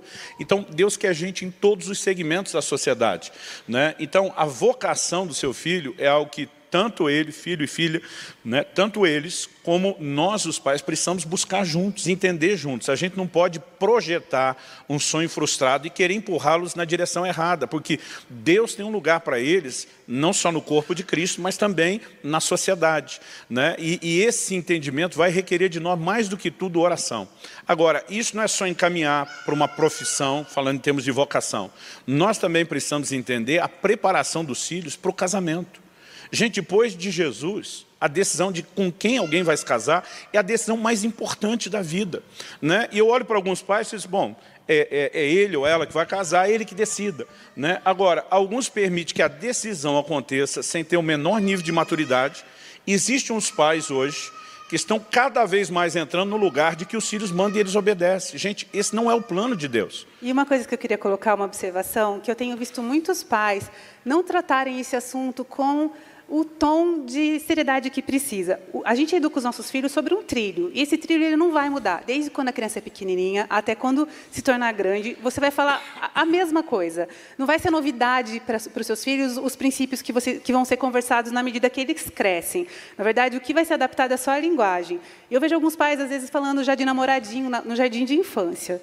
Gente, o namoro é para uma fase de maturidade. Então, vamos tomar cuidado com essa questão, sabe, de ficar já brincando já com o existe uma influência da mídia, dos amigos, que vai dar trabalho no sentido de você manter na aljava o tempo correto. E os pais ainda começam isso. Eu lembro que nossos filhos... Isso é para filhos... ser um assunto super natural, né? Falar sobre família, sobre casamento, sobre romance. As meninas, principalmente, elas começam a falar disso bem cedo, né? Às vezes as menininhas já estão falando do vestido de noiva. E isso é sadio, é legal. Mas sempre é importante reforçar as mesmas coisas. Isso é lindo, Deus tem esse sonho para você, mas na hora certa, quando você já estiver madura e pronta, tem tantas coisas para viver até chegar esse momento. E muito do que você vai viver para os meninos da mesma forma, né? Vai te constituir uma pessoa muito especial para você se unir a outra pessoa com um propósito muito especial em Deus. Então, essas coisas, desde pequenininho, era o que nós falávamos, né? E que a gente deve sim falar. Não jogar balde de água fria. Não, menino, o que está falando? Não. Que legal que você está falando, mas vamos lembrar que isso é para quando você já estiver adulto, e até você chegar lá, vai ser tão legal a sua vida, cheio de aventura, cheio de experiências, que vão te formar, que vão te levar a entender o que Deus tem para você. Então, isso é uma coisa bem... Eu lembro quando o Israel tinha 3 anos de idade, uma pessoa da igreja já começou a brincar com a filha. Olha, seu namoradinho, não sei o que. Eu vi a Kelly, que é essa doçura, dá uma bronca tão firme, que eu fiquei assim, muito orgulhoso dela, né? Porque assim, são assuntos para não se brincar. Então, gente, a preparação dos filhos não envolve só a profissão, ajudá-los para o casamento também. Na Bíblia, não existia esse namoro romântico de hoje. Primeiro o filho apaixona, para depois tocar as coisas. Quem tomava essas decisões eram os pais. E eu não estou dizendo que nós temos que voltar a um modelo cultural totalmente diferente, mas nós não podemos jogar fora aquilo que a Bíblia falava. Paulo, em 1 Coríntios 7, fala sobre o pai decidir se a filha casa ou não, né? Então, é lógico que nós temos que procurar o melhor para eles, mas entender esse papel. Se minha maior missão como pai é criar um filho para servir a Deus, depois, na hora de casar, eu deixo ele entrar em julgo desigual com quem não serve e posso jogar fora todo o trabalho de uma vida inteira e comprometer o segmento de fé das próximas gerações, né? Porque deixei uma filha ou um filho casar com alguém que não serve a Deus, que é uma violação bíblica. A Bíblia diz para não se pôr em julgo desigual, ponto final. Ah, pastor, mas meu filho apaixonou. Manda desapaixonar. Né? Não são coisas para negociar, gente. Se a gente não construir isso... Outro dia ela falou, o senhor fala porque não fez. Eu respondi, quem disse que eu não fiz? Meu filho tinha 16 anos de idade, né? Começou a conversar com uma garota muito crente do colégio. Eu comecei a perceber sinais de afeição. Ele não estava apaixonado, não estava nada que podia gostar, né? Eu comecei a perceber, na verdade, por causa do ciúme da Alice, e da mãe muito sábia que estava de olho no movimento. Um dia eu chamei ele e falei, filho, você está gostando da pessoa? Não estou, pai. Né? Eu falei, olha, você não percebeu, mas algo começou. Eu falei, por que eu estou tendo essa conversa com você? Eu falei, tudo que você me falou dela, ela passou em todo o crivo de qualquer coisa que eu teria. Mas primeiro, você sabe que você não pode namorar antes dos 18. Eu falei, segundo, eu estava orando por você. E Deus me disse, tem algo extraordinário para a vida dela, como tem para você. Mas que vocês não são para o outro. Eu falei, então o negócio é o seguinte, você vai retroceder nessa amizade. Os olhos dele encheram de lágrimas, como quando na hora de deixar o curso. E eu falei, eu não estou brincando, isso é mais sério do que você pensa. E você vai ter que confiar em mim como nunca antes. Ele falou, pai, eu decido te obedecer. Gente, né? A menina era tão bonita. E um dia eu cheguei na escola para buscar o meu filho. Estacionei, buzinei, esperei. Ele não me enxergava, ele estava 2 metros na minha frente conversando com essa menina. Foi um momento... Mãe chateada, hashtag mãe chateada. Não, então, ela era muito bonita, mas o que eu quero falar é que, realmente, às vezes a gente está fazendo esse caminho da aparência, sabe, só das coisas naturais, e não se trata só disso. Né? A gente não pode, a gente repete isso, que casamento é uma união de propósitos. Né? É lógico que é importante todo o resto, tem que ter química, tem que, sabe, ter a mulher e o homem precisam ter essa apreciação, mas não começa por aí. Né? E eu acho que hoje, às vezes, a gente está invertendo, a gente vai vendo as coisas muito como o mundo vê. E a gente não é desse mundo, amém? Então, a gente precisa tomar cuidado com o caminho que a gente faz nessa hora para ajudar os nossos filhos. Parte da ideia do alvo é ajudar a entender não só o chamado, a vocação, mas preparar, né, os filhos para o casamento. Se você esperar ele já está praticamente na fase adulta, com tudo decidido para ir conversar pela primeira vez, você não vai ter muita influência, né? Mas se a gente trabalhar isso ao longo de uma vida, né, é muito importante que a gente crie isso. Quando a Alissa fez 11 anos de idade, bom, eu nunca estudei psicologia, nós temos vários psicólogos, mas não demorou muito para eu perceber que a carência paterna é um buraco na vida de qualquer um, mas o nível de impacto que isso tem na mulher, né, me parece, pelo menos a nível de evidência, talvez nos homens a gente não meça tanto, me parece ser muito maior. E eu já li muita coisa sobre isso. Eu falei, primeiro, minha filha não cresce carente de presença masculina, eu vou ser um pai que vou estar ali primeiro porque a amo. Mas quando ela fez 11 anos de idade, e ela não gostava desse tema, mas a gente disse que ela já estava mocinha, falei, Kelly, nem a pau que nenhum garoto vai dar flor, chocolate e joia antes de mim. Eu saio na frente, né? Eu preencho isso primeiro. Então, no dia que ela fez 11 anos de idade, eu fui esperar ela na saída da escola. Eu fui junto, porque ele falou, podem me acusar de pedofilia, vamos junto, eu fiquei parada atrás. De repente, vê lá, o marmanjo não sabe que é filha, eu falei, vamos comigo. E eu pensei assim, puxa, será que vai ser aquele mico? Porque os filhos, às vezes, diante dos amigos, não gostam de tanta demonstração de afeição, né? Eu uma vez, para trollar o Israel, quando deixei, ele estava bem perto dos amigos, abri a janela e gritei, filho, papai te ama. Eu vi na hora, assim, né, ele vermelhando. Hashtag pais maduros, temos aqui. Né, ele deve ter contado alguma coisa, lá em casa é um campeonato de trollação, né, ele deve ter falado alguma coisa assim, mas a Alissa, ela nunca, Alissa, pela personalidade dela, nunca se importou muito. Eu lembro quando ela era bem garotinha, um dia fui buscar ela na escola, ela me viu de longe, ela já nem aguentou esperar, ela saiu gritando na frente de todo mundo, pai, fiz xixi na calça, e estava nem aí rindo, né? Gente, ela tinha 4 ou 5 anos, tá? Só para ajudar ela. Para ajudar ela, que isso já nunca mais aconteceu. Também foi uma vez só na escola. Só uma vez. Aí eu falei, eu acho que nós não vamos ter problema com isso. Mas eu falei, Kelly, uma convicção que eu tenho, que o lugar é lá. Eu podia fazer isso em casa, mas eu tenho essa convicção, né? E eu lembro que a gente comprou assim umas flores bem diferentes, exóticas. Que era uma cara dela, bem coloridas. Era a cara da Alissa, as flores. Era algo assim muito diferente. Então não tinha como não chamar atenção a gente esperando. Então as pessoas os alunos que iam saindo, iam passando e parando para ver o que ia rolar.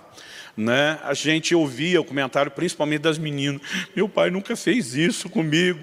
Eu falei, Kelly, pelo menos já entenderam o que é pai, né? Nós estamos no caminho. Os garotos que eu achava que ia achar aquilo, que também foram parando, depois comentaram com Israel, falou, rapaz, seu pai é muito legal. Mas eu lembro quando a Alissa saiu, né? A cara dela de surpresa, de realização com aquilo, né? Eu entreguei para ela, junto com as flores, assim, o chocolate mais chique que eu conseguia achar e podia pagar.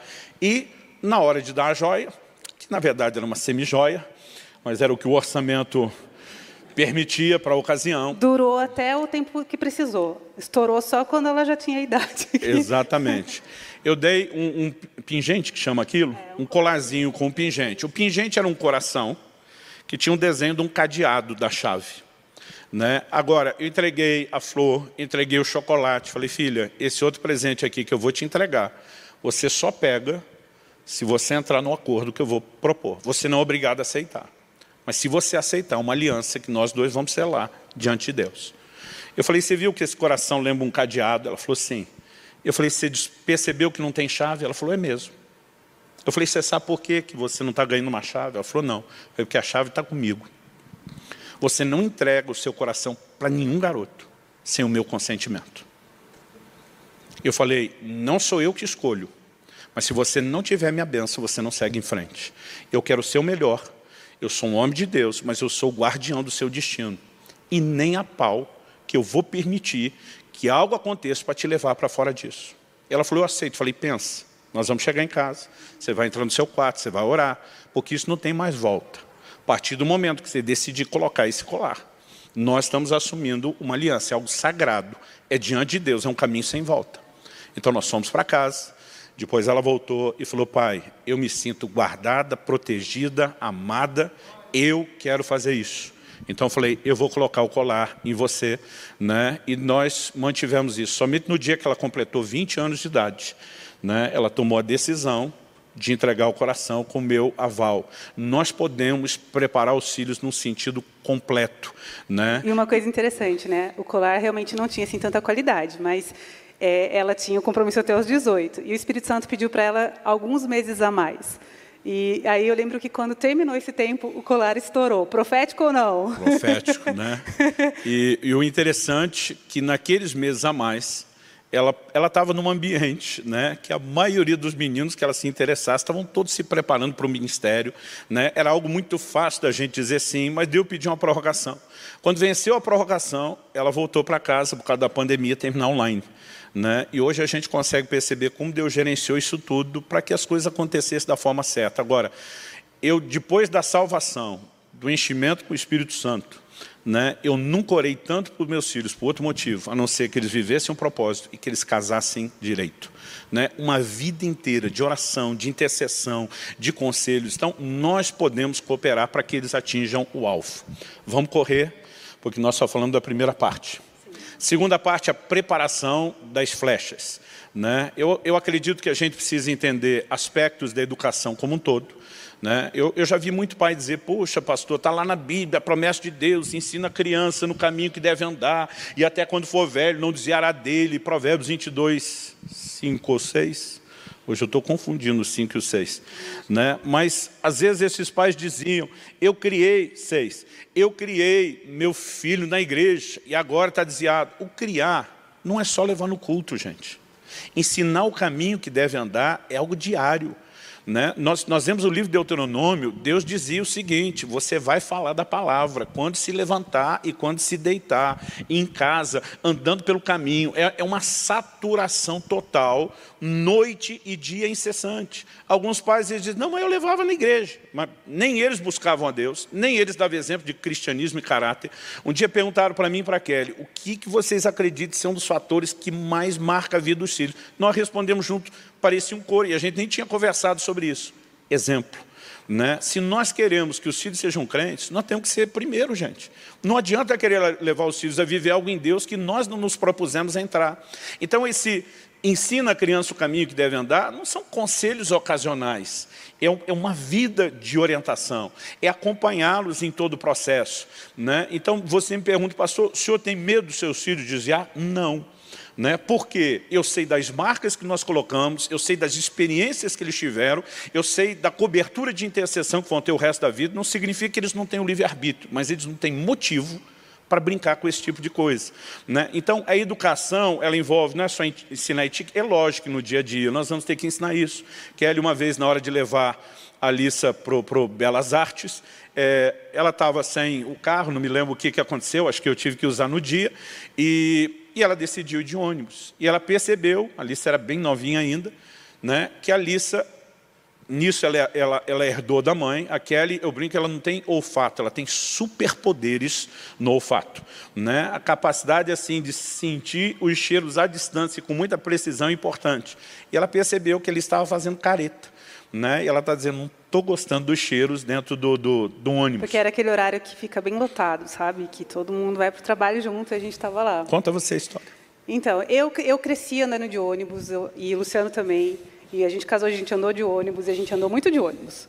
E os nossos filhos nasceram num período que a gente já não andava mais tanto de ônibus. A gente tinha um carro, então a gente se virava. A maior parte do tempo estávamos sempre ou de carona, ou com o carro, enfim. E aí, esse dia que eu fui levá-la, porque foi uma emergência, eu percebi que ela não sabia andar de ônibus. E eu falei para o Luciano, mesmo tendo carro em casa, amor, eu vou levá-la de ônibus agora, até ela virar gente. Porque precisa aprender a andar de ônibus.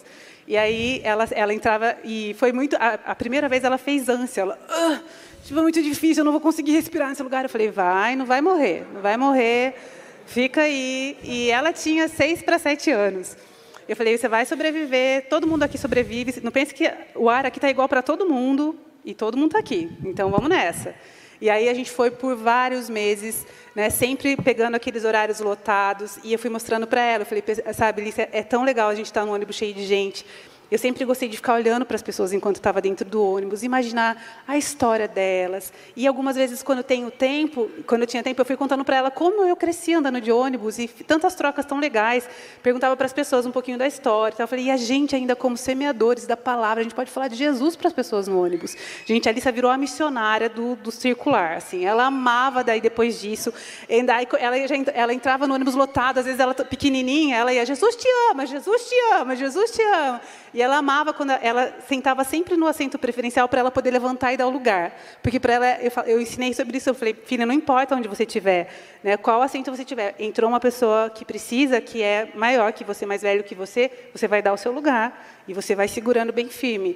Então, ela amava ir no preferencial, que era obrigado a levantar, porque não podia ficar mesmo. Então, ela já, mãe, já vou nesse, porque eu vou em pé. E era aventura também de segurando e tal, o movimento, que criança gosta. Mas é muito importante a gente ensinar essas lições, porque às vezes a gente tem que prestar atenção o quanto de gente a gente está formando nos nossos filhos, né? E prepará-los para viver todas as circunstâncias. Então, eu lembro que a gente teve muito de experiências missionárias também com os nossos filhos, né? Eu lembro que quando a gente teve a oportunidade de levá-los para a África, eles tiveram que tomar banho, eu brincava, banho tcheco, né? Que faz tcheco, tcheco, tcheco, de caneca.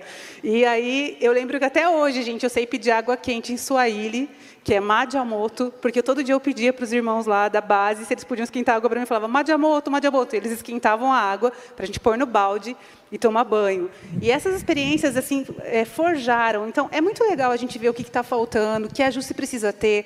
Eu lembro que uma época, quando eles eram pequenininhos, a gente não tinha condições de dar presentes caros, mas era a época, não sei quantos são desse período, que o 1,99 era um sucesso, e tinha coisa boa no 1,99, gente, coisa que prestava, coisa legal.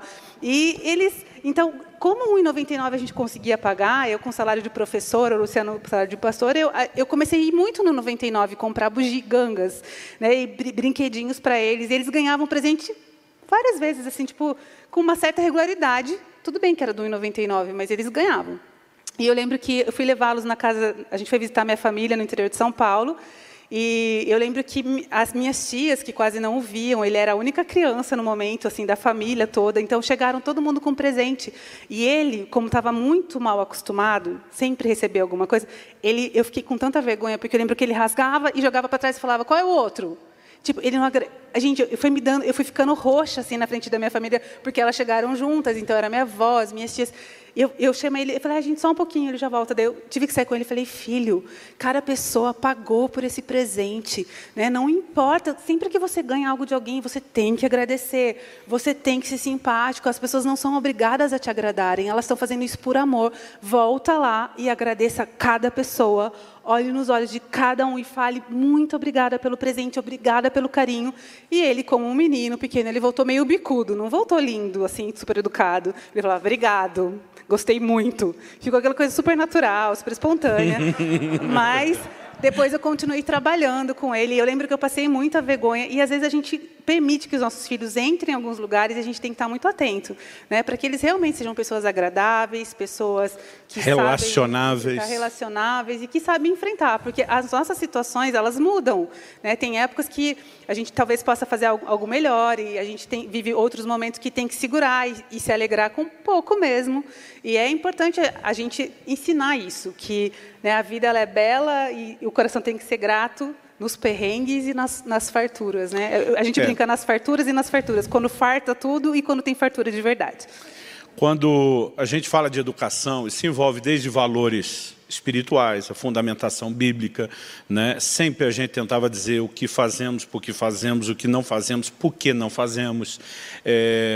A própria questão de levá-los a entender não só a vida espiritual, mas esse ambiente relacional, né? Como lidar com pessoas, como lidar com conflitos. A gente gastava muito tempo com esse tipo de conversa com eles.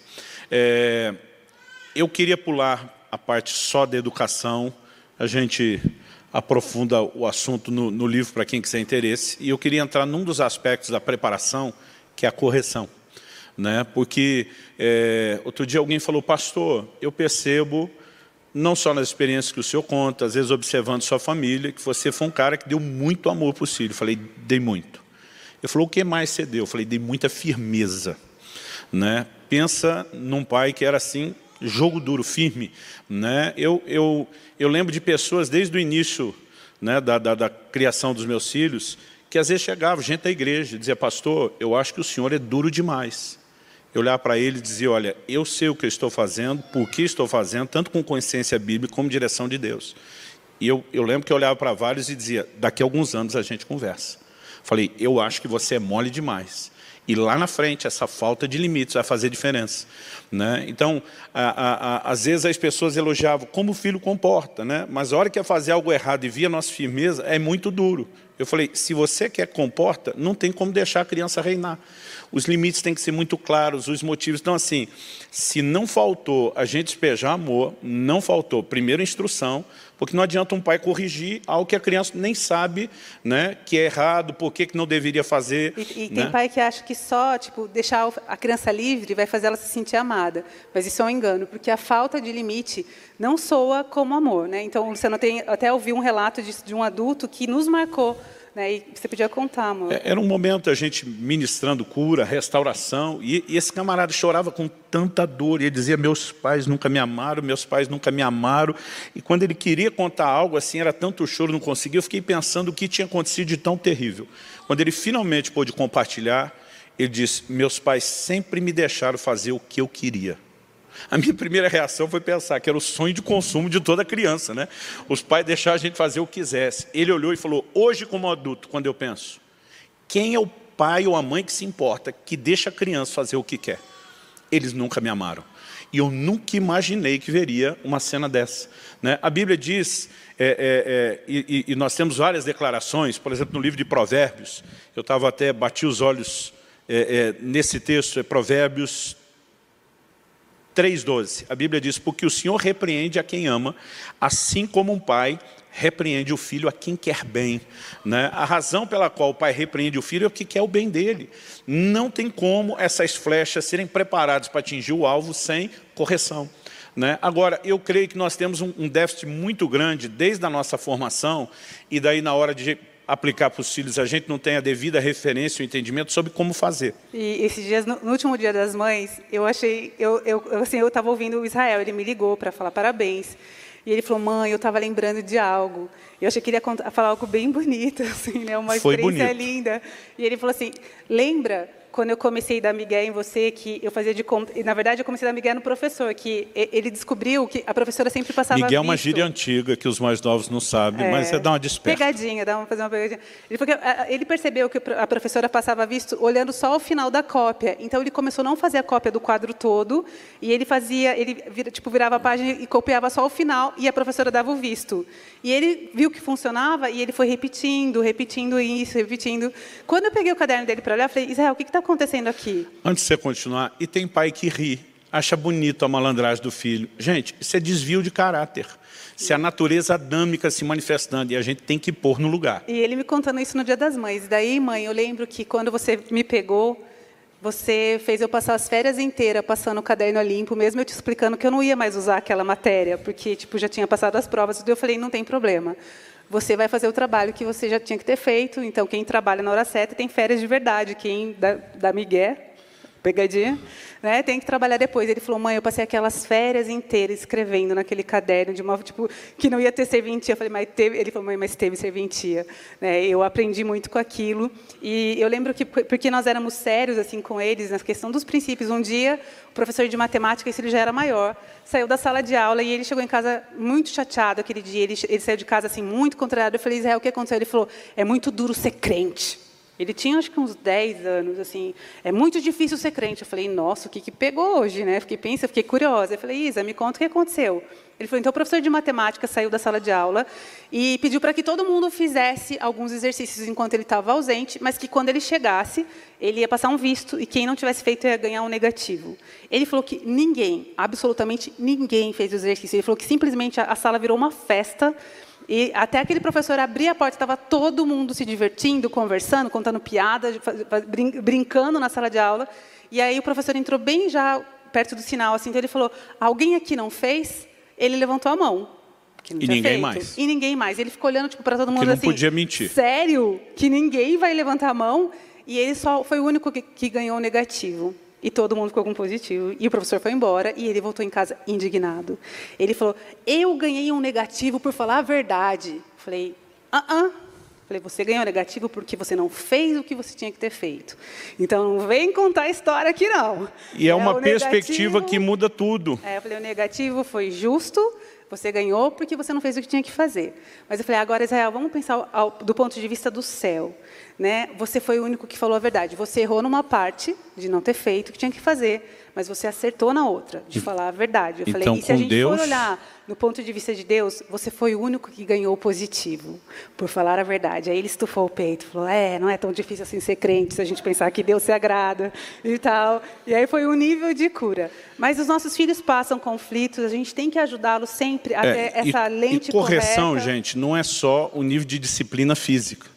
É desde chamar atenção, são castigos que, às vezes, por exemplo, fazer passar as férias copiando a matéria que ele já tinha passado nas provas, que não ia usar, era um outro ensino, né? Ele perdeu muito tempo de brincar, aquilo não foi só uma punição, mas foi um ensino. Eu queria só ler aqui Provérbios 13, 24, a Bíblia diz, o que retém a vara odeia a seu filho. Quem o ama, esse disciplina desde cedo. Né? A Bíblia apresenta o Deus que repreende o filho a quem ama, como o exemplo do pai perfeito. Então, gente, nós não podemos imaginar expressar amor aos filhos, encaminhá-los ao propósito sem correção. Agora, eu queria contar aqui uma história, que foi quando eu descobri que eu não era um pai apto o suficiente a lidar com correção. A gente acabou de mudar para Curitiba, a gente ainda não tinha começado a igreja, estava na fase de planejamento, fazia praticamente assim um mês só que a gente estava morando aqui. E era o fim de semana do aniversário da Kelly. Eu lembro logo quando nós chegamos, ou até antes da mudança, eu lembro que eu perguntei, amor, o que você vai querer no seu aniversário? Né? Lá em casa a gente sempre teve uma lei que o aniversariante ele decide o que quer. Se ele quer festa, tem festa, não quer festa, não tem festa. Se quiser fazer uma coisa sozinho, ele faz. É o dia de reinar. Então, eu já falei, eu preciso me organizar. Né? E ela falou, eu ainda brinquei, falei, até metade do meu reino, que era um reininho de nada, né? Eu falei, eu te dou qualquer coisa. Né? O que você quer? Eu lembro que ela olhou para mim, o que era para mim era muito mais o programa. Ela falou que era um fim de semana seu, só para mim e para a família. Que você não pregue em lugar nenhum. Eu engoli seco. Né? E falei para ela, falei, ok, né? Na época a gente tinha como única fonte de sustento as minhas viagens, eu sabia o que custaria o fim de semana, e eu falei, seja feita a tua vontade, né? E decidi que a gente teria aquele tempo. Depois, quando foi aproximando, que vamos fazer? Ela falou, olha, surgiu uma possibilidade que a gente pode encaixar nesse fim de semana, da gente descer com outras famílias, era o pessoal que a gente estava ali trabalhando a formação da igreja, e a gente pode ir para a praia. Né? Então, assim, ninguém naquela época podia se dar o luxo de gastar, fomos para uma casa cedida, cada família ficou num quarto e a gente tinha aquela programação. No início era sexta, sábado, domingo, resolveu-se antecipar a descida na quinta. Falei, Kelly, sexta de manhã, eu tenho que trabalhar. Eu tenho prazo para entregar um livro na gráfica, está no finalmente. Então, se a gente descer na quinta, você tira as crianças cedo do quarto. Me dá até a hora do almoço, meio-dia, para eu terminar isso. Depois, a partir desse momento, eu sou totalmente vocês, porque a quinta não estava no programa. Ela falou, não, combinado. Né? Então, eu estou lá trabalhando já umas 11, eu correndo para terminar, para cumprir meu prazo. De repente, a porta abre. E entra meu filho, que estava... Faltavam uns 2 meses para ele completar os 7 anos. Então, estava ainda com 6. Ele entra e diz, pai, eu sei que eu estou errado e mereço apanhar. Falei, réu, confesso, isso é ótimo. Né? Não vamos ter nem muito trabalho com essa primeira parte. Ele mal tinha terminado de falar, entra uma menina, filha de um dos casais que tinha descido conosco, era 1 ano e meio mais ou menos mais velha que ele, disse, tio, o Israel me bateu. Gente, quando ela falou isso, mas pensa no sangue que ferveu. Pensa no vulcão que acendeu. Né? Eu sou daquele temperamento colérico, traduzindo barraqueiro por natureza. Todo dia o irmão da igreja falou, pastor, por acaso o senhor está bravo comigo? Eu falei, o dia que eu ficar bravo com você, você não precisa nem me perguntar. Né? Eu vou ter que exercer um grande domínio próprio para te mostrar uma versão leve disso, mas não tem como não mostrar. E a hora que ele falou isso, o sangue ferveu, porque nós sempre ensinamos os filhos, primeiro, a não brigar. Segundo, eu dizia, filho, em hipótese nenhuma se bate numa mulher. São valores que você imprime desde cedo. Eu falei, não existe essa chance, essa possibilidade em aberto na sua vida, não importa o motivo. E quando ela entra falando aquilo, mas o sangue ferveu, e eu estou, calma, se domina. Eu perguntei para ela, o que é que aconteceu? E ela disse assim, eu peguei uma garrafa PET de Coca-Cola, dessas vazias, e dei na cabeça dele. Falei, e daí? Daí que ele tomou da minha mão e deu de volta. Falei, até aí está tudo certo. Ele falou, claro que está, né? Porque era só uma brincadeira. Agora, só porque eu falei para ele, não doeu, eu imagino a cena direitinho das crianças, né? Só porque eu falei para ele, não doeu, ela falou, e claro que não ia doer, aquilo era um plástico vazio, sem nada. Ele pegou o chinelo e deu uma chinelada nas minhas costas, né? Então, ela olhou para mim e disse, eu não dei chinelada nele, se eu desse, ele também tinha direito a dar de volta. Mas não doeu em mim, não doeu nele. Eu olhei e falei, isso é verdade? Ele baixou a cabeça e disse, é. Eu falei, querida, por favor, deixa eu conversar isso com ele. Enquanto ela foi saindo, fechando a porta, a primeira coisa que eu olhei foi o meu chinelo. E a primeira coisa que eu pensei, tenho vergonha de contar, mas pensei, falei, vou dar uma chinelada nas costas dele para ele ver o que é bom. E a hora que eu mirei aquele chinelo, estou naquela tentativa, se contenha, não é desse jeito, não é dessa forma. Eu respirei fundo, falei, Deus, me ajuda a não pegar o chinelo, não bater com raiva, porque não é a hora de corrigir os filhos quando você está com raiva. Nesse me ajuda, Deus me ajudou mais do que eu esperava. O Espírito Santo disse assim, você está prestes a perder a oportunidade da sua vida de ministrar o coração do seu filho. Então já tinha aquela experiência dos 2 anos e meio, né? E isso marcou Israel, ele se tornou um filho muito obediente. E de repente ele está me dizendo que agora eu estou diante da oportunidade da minha vida e eu levei um susto. Ele diz, ministre o coração dele, não comece corrigindo. Eu lembro que eu falei, filho, você sabe que você vai apanhar. Ele falou, eu sei, pai. Eu falei, você sabe por quê? Ah, porque você me ama, você me ensina. Eu falei, para, você decorou isso, você nunca entendeu isso. Deus me disse para ministrar, eu entendi que ele tinha que entender. Então, quando eu falei, você nunca entendeu isso, o Espírito Santo falou comigo, nem você nunca entendeu isso até hoje. E eu levei um susto. Eu pensei, o negócio está estreito aqui hoje. Eu comecei desde os textos de Provérbios, fui percorrendo a Bíblia até o Novo Testamento, falando sobre correção. Porque primeiro eu perguntei, falei, filho, você sabia que foi Deus que mandou os pais corrigir o filho? Ele me olhou e falou, não. Eu falei, então vamos mostrar. Depois de mostrar tudo que era Deus, falei, você entende por quê? Agora vamos ver esses textos que falam da consequência de ter ou não ter a correção. E eu comecei a conversar com ele. Eu falei, filho, eu não tenho o menor prazer, a menor alegria em te disciplinar. Eu falei para um pai, eu acho que é muito pior o pai que bate no filho que ele ama, do que você estar na condição de filho apanhando. Falei, eu já estive nos 2 lugares. Falei, filho, se eu pudesse, eu trocava de lugar com você. Ele, sério? Falei, mas não se anima. Aí, naquele momento, falei, primeiro você tem que entender, você errou com Deus. Você já tem um compromisso com Deus, você já serve a Deus. Você já é um menino cheio do Espírito Santo. Eu falei, então, o nosso começo aqui agora é com Deus. Nós vamos dobrar o joelho junto. E você vai confessar para Deus o pecado que ele já sabe, mas isso é uma admissão. Ele olhou para mim e falou, pai, eu estou com vergonha. Eu falei, ótimo. Onde não tem sinal de tristeza, de vergonha, é porque não entrou arrependimento. Você sabe que você errou? Sei. Você entende que você errou? Sim. Eu falei, você vai pedir perdão para ela, você vai pedir perdão para o pai dela, porque se é um menino batendo na sua irmã, eu vou ficar muito aborrecido. Mas antes de mais nada, vamos resolver com Deus? E diz, vamos. Aí nós ajoelhamos ali do lado da cama. Eu falei, você ora primeiro, eu oro depois. E ele todo constrangido, com vergonha, falando com Deus, pediu perdão, eu orei com ele. E aí quando nós levantamos, eu falei, e agora eu vou ter que te disciplinar. Eu falei, filho, eu não trouxe a varinha, a gente deixou em casa, não imaginei que ia precisar dela na praia. Eu não vou usar a mão que te abençoa e te acaricia. Então eu vou pegar um chinelo. Então o problema não era o chinelo, era como fazer. E falei, e eu vou dar uma chinelada nesse lugar rechonchudinho, que Deus fez cheio de carne aí para receber essa disciplina. Eu falei, eu vou dar uma chinelada só, mas eu vou te avisando, é a chinelada da sua vida. Eu falei, você vai botar a mão na mesa, parecia a polícia dando baculejo. Mão na mesa. Falei, se você desviar, se você botar a mão, se você correr, só vai piorar. Segura aí, se você segurar vai ser uma bem dada. Alguém falou, pastor, o senhor está tocando terror? Eu falei, agora que você descobriu? Eu falei, vai ser bem dada. Estamos combinado? Combinado, pai. Botou a mão na mesa. Eu falei, nem olha para trás. Olha para frente.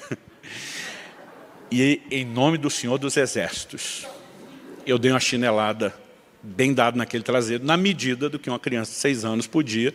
A Bíblia diz para não se exceder, para não espancar. Mas assim, também não podia ser só simbólico, ele tinha que sentir aquilo. E eu dei a chinelada. eu vi que ele mordeu os lábios, ele segurou. Momento nenhum, ele chorou ou gritou, dá chinelada. Mas ele virou para mim e ele me deu um abraço parecido com aquele dos 2 anos e meio. Até hoje, essa lembrança me emociona. Ele primeiro me abraçou apertado, daí ele soltou um pouquinho e falou, pai, preste atenção. Eu falei, pode falar? Ele disse, presta muito atenção. Ele disse, o senhor pode achar que eu sou muito criança para te prometer o que eu vou te prometer agora. Mas ele disse, pai, eu entendi o que você falou. Gente, uma criança de 6 anos, olha como ele me explicou. Eu não entendi aqui na minha cabeça, eu entendi aqui no meu coração. Nunca mais você vai me disciplinar de novo. Essa foi a última vez. Porque eu entendi isso, não vai se repetir. Eu confesso que eu fiquei com dificuldade de acreditar. Nunca mais eu precisei disciplinar fisicamente meu filho. Na fase da adolescência, precisamos tirar o videogame para estudar mais, né? Eram castigos até muito leves, nunca mais. E por causa desse entendimento, eu tento a gente corrigir, ensinar logo a lição. A Kelly ainda fez mais do que eu, porque eu passei 17 anos ficando em média 3 dias por semana fora de casa. Esse é um assunto que, se der, eu vou mexer daqui a pouco, como nós tivemos que lidar com essas questões, né? Mas assim, a gente nunca amenizou, nem na hora de ser firme, né? Meu filho, por exemplo, quando foi estudar fora, eu falei, filho, presta atenção. Não podia namorar antes dos 18, mas o Israel formalizou o relacionamento dele no dia que fez 18 anos de idade, né? Aos 17 ele começou a conversar. A minha nora, a moça por quem ele estava interessada, eu brinco até hoje, não foi só ele que apaixonou a família inteira, né? A gente não podia desejar nada melhor. Ele casou com a filha dos nossos pastores, são um dos maiores modelos e referências de família que nós conhecemos. A gente queria aquilo, mas eu falei, antes dos 18 você não pode. Mas ele formalizou. Eu dizia para a Kelly, já nos últimos anos, falei, olha, Deus está me dando sinais de que o menino demora para começar a namorar, mas não demora para casar. Esteja pronta.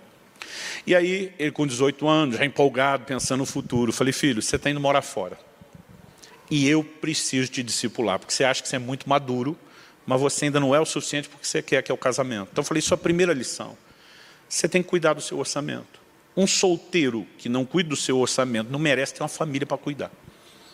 Então, nós vamos entrar aqui num acordo. Você tem o seu salário, do trabalho que você faz, vai continuar fazendo à distância.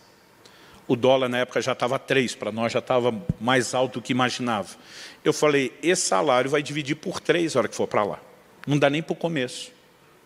Ah, mas tem fulano de tal, um irmão da igreja, que Deus falou com ele muito claro, antes do Israel ir, que ele tinha que investir na formação do Israel como homem de Deus. Então ele virou um mantenedor todo mês. Já quase um ano antes do Israel ir, ele dava o dinheiro, e aquilo foi sendo guardado para a hora de ser usado. Ele falou, tem aquele recurso. Falei, pode juntar os dois, e ainda falta.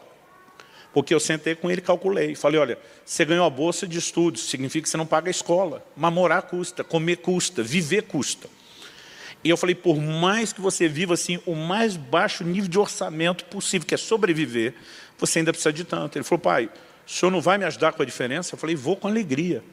Mas eu vou te ajudar só com a diferença que preenche o modo, eu brincar com ele, o modo survival, que é sobrevivência. Eu falei, agora preste atenção, eu mando o dinheiro todo mês, no dia 1º. Ele vai estar à sua disposição. Se você gastar o seu dinheiro antes, não adianta me ligar pedindo. Não vai ter negócio. Porque assim, ou eu te ensino esse negócio desde já, ou se eu te socorrer na primeira, você vai ser um folgado o resto da vida. Eu falei, então não vai ter negócio. Você entendeu? Entendi. Repete. Repete de novo, repete mais uma vez. Falei, você sabe como seu pai é. Aqui é que nem os decretos dos reis da Média e da Pérsia. Falou, não tem mais volta. É assim que vai funcionar. Beleza, beleza. 1º mês tudo bem, 2º mês tudo bem. 3º mês, faltava 3 dias para acabar o mês. A gente falava praticamente todo dia, né? Eu conversava muito com ele sobre essa questão da fase adulta, de ser homem e dizer, pai, me ajuda, me prepara para o casamento. Então, assim, é interessante que um dos momentos mais próximos nossos, né, de proximidade de coração, foi quando ele estava geograficamente distante. E num desses dias, que a gente conversa todo dia, ele começa a conversa com uma frase que já levanta a bandeira vermelha, o alerta para o pai. Então, pai. Eu falei, então o que, meu filho? Falou, olha, eu sei que o senhor combinou que o dinheiro só vem no dia 1º, mas será que dá para fazer uma exceção esse mês? Eu falei, não vai ter exceção nunca. Ele falou, não, pai, é que meu dinheiro acabou. E eu falei, e daí? Ele falou, pai, são só 3 dias. Eu falei, te digo mesmo, só 3 dias, se é tão pouco você espera. Ele falou, pai, o senhor não está entendendo a gravidade do assunto. Eu falei, então me esclareça. Ele falou, não tem dinheiro para comer. Eu não tomei café da manhã hoje, eu não almocei. Ele estava falando comigo depois do almoço, do fuso lá, era para trás o horário. Ele falou, não tenho o que comer nesses 3 dias. Gente, diante de Deus, eu fiz que nem Neemias, orei ao Senhor quando está diante da oportunidade, pedi, Espírito Santo, o que eu faço agora. Eu acho que sem um comando claro de Deus, eu nunca teria sido tão firme, mas eu entendi. O Espírito Santo disse, se você negociar agora, ele vai folgar todo mês, ele não vai aprender a lição. Seja firme. Meu coração apertou. Eu falei, filho, se você não tem dinheiro para comer, vamos combinar o seguinte, jejua. Ele falou, o quê? Eu falei, você já fez 2 jejuns de 3 dias na água, não morreu, não é agora que você vai morrer. Eu falei, já passou a sua aula, era uma sexta-feira, já passou a aula hoje, não é? Ele falou, já. Eu falei, você tem sábado, domingo, que nem aula tem. Você não precisa nem estar com a cabeça boa para prestar atenção em nada. Eu falei, se você estiver muito fraco, vai lá na casa de oração, fica deitado. Esses 3 dias, nem levanta, ora por mim. Ele falou, pai, o senhor está brincando? Eu falei, você sabe que não. O dinheiro vem no dia 1º. E você vai jejuar, ponto final. Aí pensei, falei, como é que eu conto isso para Kelly? Eu sabia que mesmo o garoto, já com 18 anos de idade, adulto, falando em casamento, no coração da esposa é sempre meu bebê. E agora eu quero dar uma palavra muito honesta aos pais e outra às mães. Pais, parte do nosso papel como pai, como figura masculina, é firmeza, é determinar limite, é ser específico no confronto.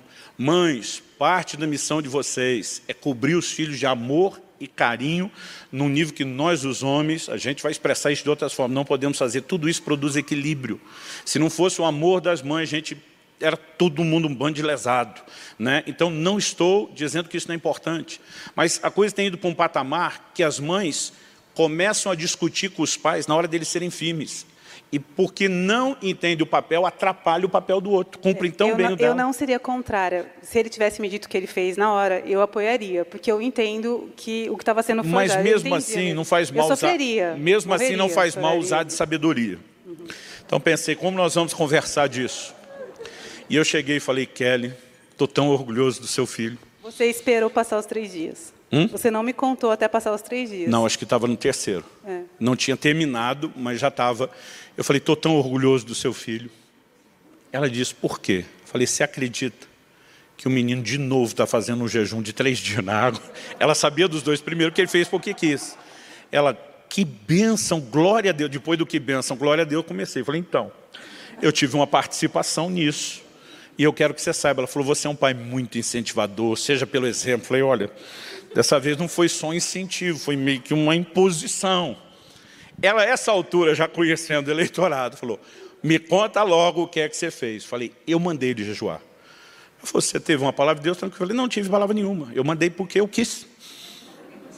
Ela diz, vai logo no assunto. Eu falei, amor, nós tínhamos um acordo sobre a questão do orçamento. Ele furou. Ele queria que eu socorresse. E eu tive um comando de Deus. Eu falei, meu coração está apertado.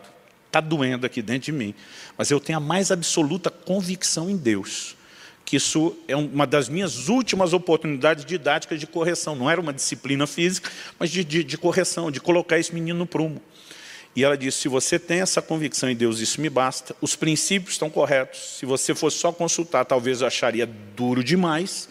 Mas ela disse, estamos juntos. Obrigado, Senhor, por esse livramento. Brincadeira, brincadeira. E eu lembro que ainda no domingo, depois da conversa com a Kelly, nós fomos almoçar no restaurante que ele mais gostava. Um dos que ele mais gostava. Ainda tirei uma foto, mandei. Falei, para você saber que não é falta de dinheiro.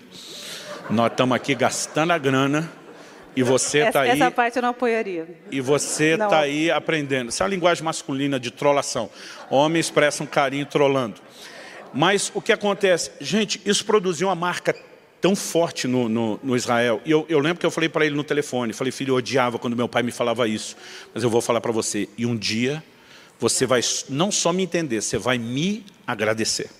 Né? O final da história você pode encontrar no livro, ou no Maturidade, eu falo sobre isso, o impacto que isso teve. Então, assim, correção não é só disciplina física, ela também está envolvida, né? Mas existem... Já é essa hora, gente? Existem algumas coisas dentro dessa dinâmica. Vamos pular da correção e falar do tempo da aljava rapidinho. Rapidinho. Né? O tempo de espera. Alguns pais acham o máximo que o filho já queria dirigir com 12, 13 anos. Deixa eu dizer uma coisa, você pode até estar ensinando ele numa fazenda, num lugar que não existe risco, mas quanto mais rápido você dá a ele o gosto da coisa, mais difícil é você fazer com que ele espere. Nós temos leis, e a Bíblia nos ensina a nos sujeitar às autoridades. Então os filhos não podem dirigir antes dos 18, gente. O Israel ganhou um carro de presente, não meu. Alguém ouviu de Deus, decidiu abençoá-lo, era um carrinho legal, que só... Ele tinha 17 anos de idade, não tinha carteira. Um dia ele estava ministrando para os adolescentes, e entrar nessa questão de se guardar para o casamento. Alguém falou, mas e se eu tiver certeza que Deus já me deu a pessoa, que é com ela que eu vou casar? O Senhor falou, deixa eu te contar uma coisa. Deus me deu um carro, e ele está lá na garagem, porque eu só posso dirigir ele na hora certa. Até aquilo que Deus dá, tem a hora certa para usar. Né? Então, essas coisas vão se tornando didáticas na formação do caráter. Então, a gente diz, tem que esperar a hora certa de relacionar. Depois dos 18, não quer dizer que tem que namorar com 18, depois dos 18, ainda que tenha achado a pessoa certa, tem que esperar a hora certa de usufruir o que pertence só ao casamento. Não é para comer o bolo antes da festa. Né? Então, a gente conversava essas coisas com muito clareza. E, gente... Às vezes a gente esquece o nível de ansiedade que a gente tinha lá atrás, na adolescência, na juventude, porque a maior parte das coisas que já nos aconteceram estão aguardando acontecer. Eles não têm essa noção de que a vida passa depressa. Né? Muitos de nós, voltando lá atrás, teria curtido muito mais alguns momentos. E às vezes a gente esquece de ir preparando e dizer, olha, Deus determinou, há um momento certo. Né? Então a gente discerniu que aos 8 anos de idade, os dois tinham que estudar fora. A gente sabia que isso não tinha a ver só com o inglês que eles tinham que dominar por causa do futuro, porque o inglês eles podiam dominar sem sair, mas seria uma experiência de amadurecimento. Né? A Kelly ficou impressionada. O Israel, depois de 6 meses estudando fora e voltou para casa, ali só olhava e dizia, quem é você, o que você fez com meu irmão? Né? Porque o tanto que cresceu. Ele ligava para a Kelly e dizia, eu que achava que a roupa parecia lavada nas gavetas ali no armário. Eu achava que a comida se fazia sozinha, que a casa ficava limpa sozinha, porque por mais que ajudasse, nunca pegaram. Eu fui fazer uma visita surpresa para ele, tipo batida policial, assim, que entra, pá, quero ver como que tá.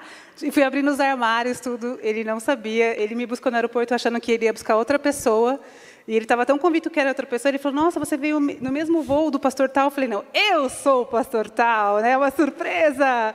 Então, eu cheguei na casa dele, ele não estava preparado para me receber, realmente eu abri todas as portas, e eu fiquei tão... Eu falei, Zé, você, porque era ele e o Samuel, meu sobrinho, que moravam juntos. Eu falei, vocês pagaram alguém para vir limpar isso aqui?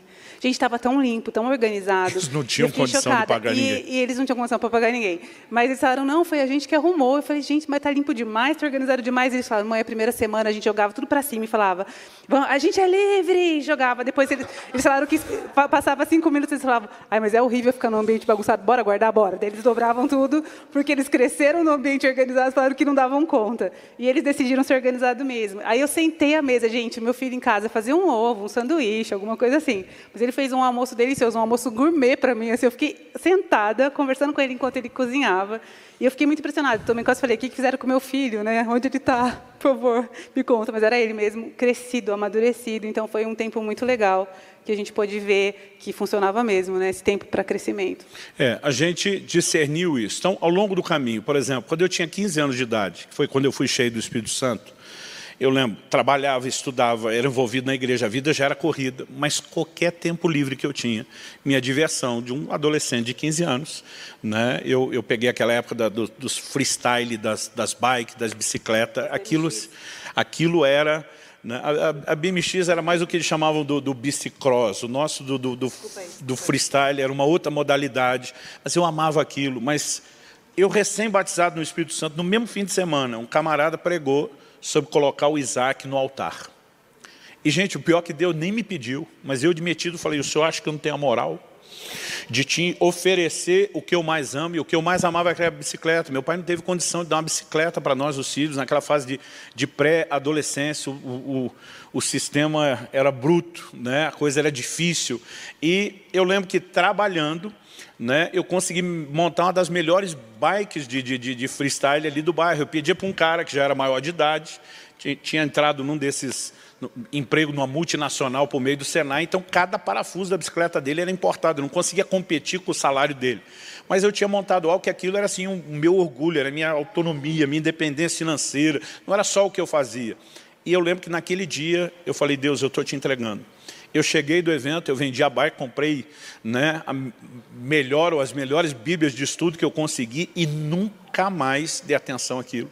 Né? Eu tomei uma decisão, gente, não tinha videogame em casa, mas eu tomei uma decisão, fiquei mais de 2 anos sem assistir um filme, porque eu dizia, eu preciso me lançar em Deus. E essas coisas foram acelerando minha maturidade, e eu comecei a pensar, falei, cara, o Israel está batendo nos 15 anos, né? Vai ter que trabalhar para aprender, né? Vai ter que deixar de lado algumas coisas. E eu estava firme, decidido a tirar, no caso dele era o skate, né? Eu estava decidido a tirar o skate e o videogame. Falei, Kelly, vou tirar. Funcionou comigo, vai funcionar com ele, né? Eu ficava orando, perguntando para Deus, mas assim, eu estava decidido naquele nível que a Kelly sabe que é teimosia. Se Deus não falasse contra, não tinha volta.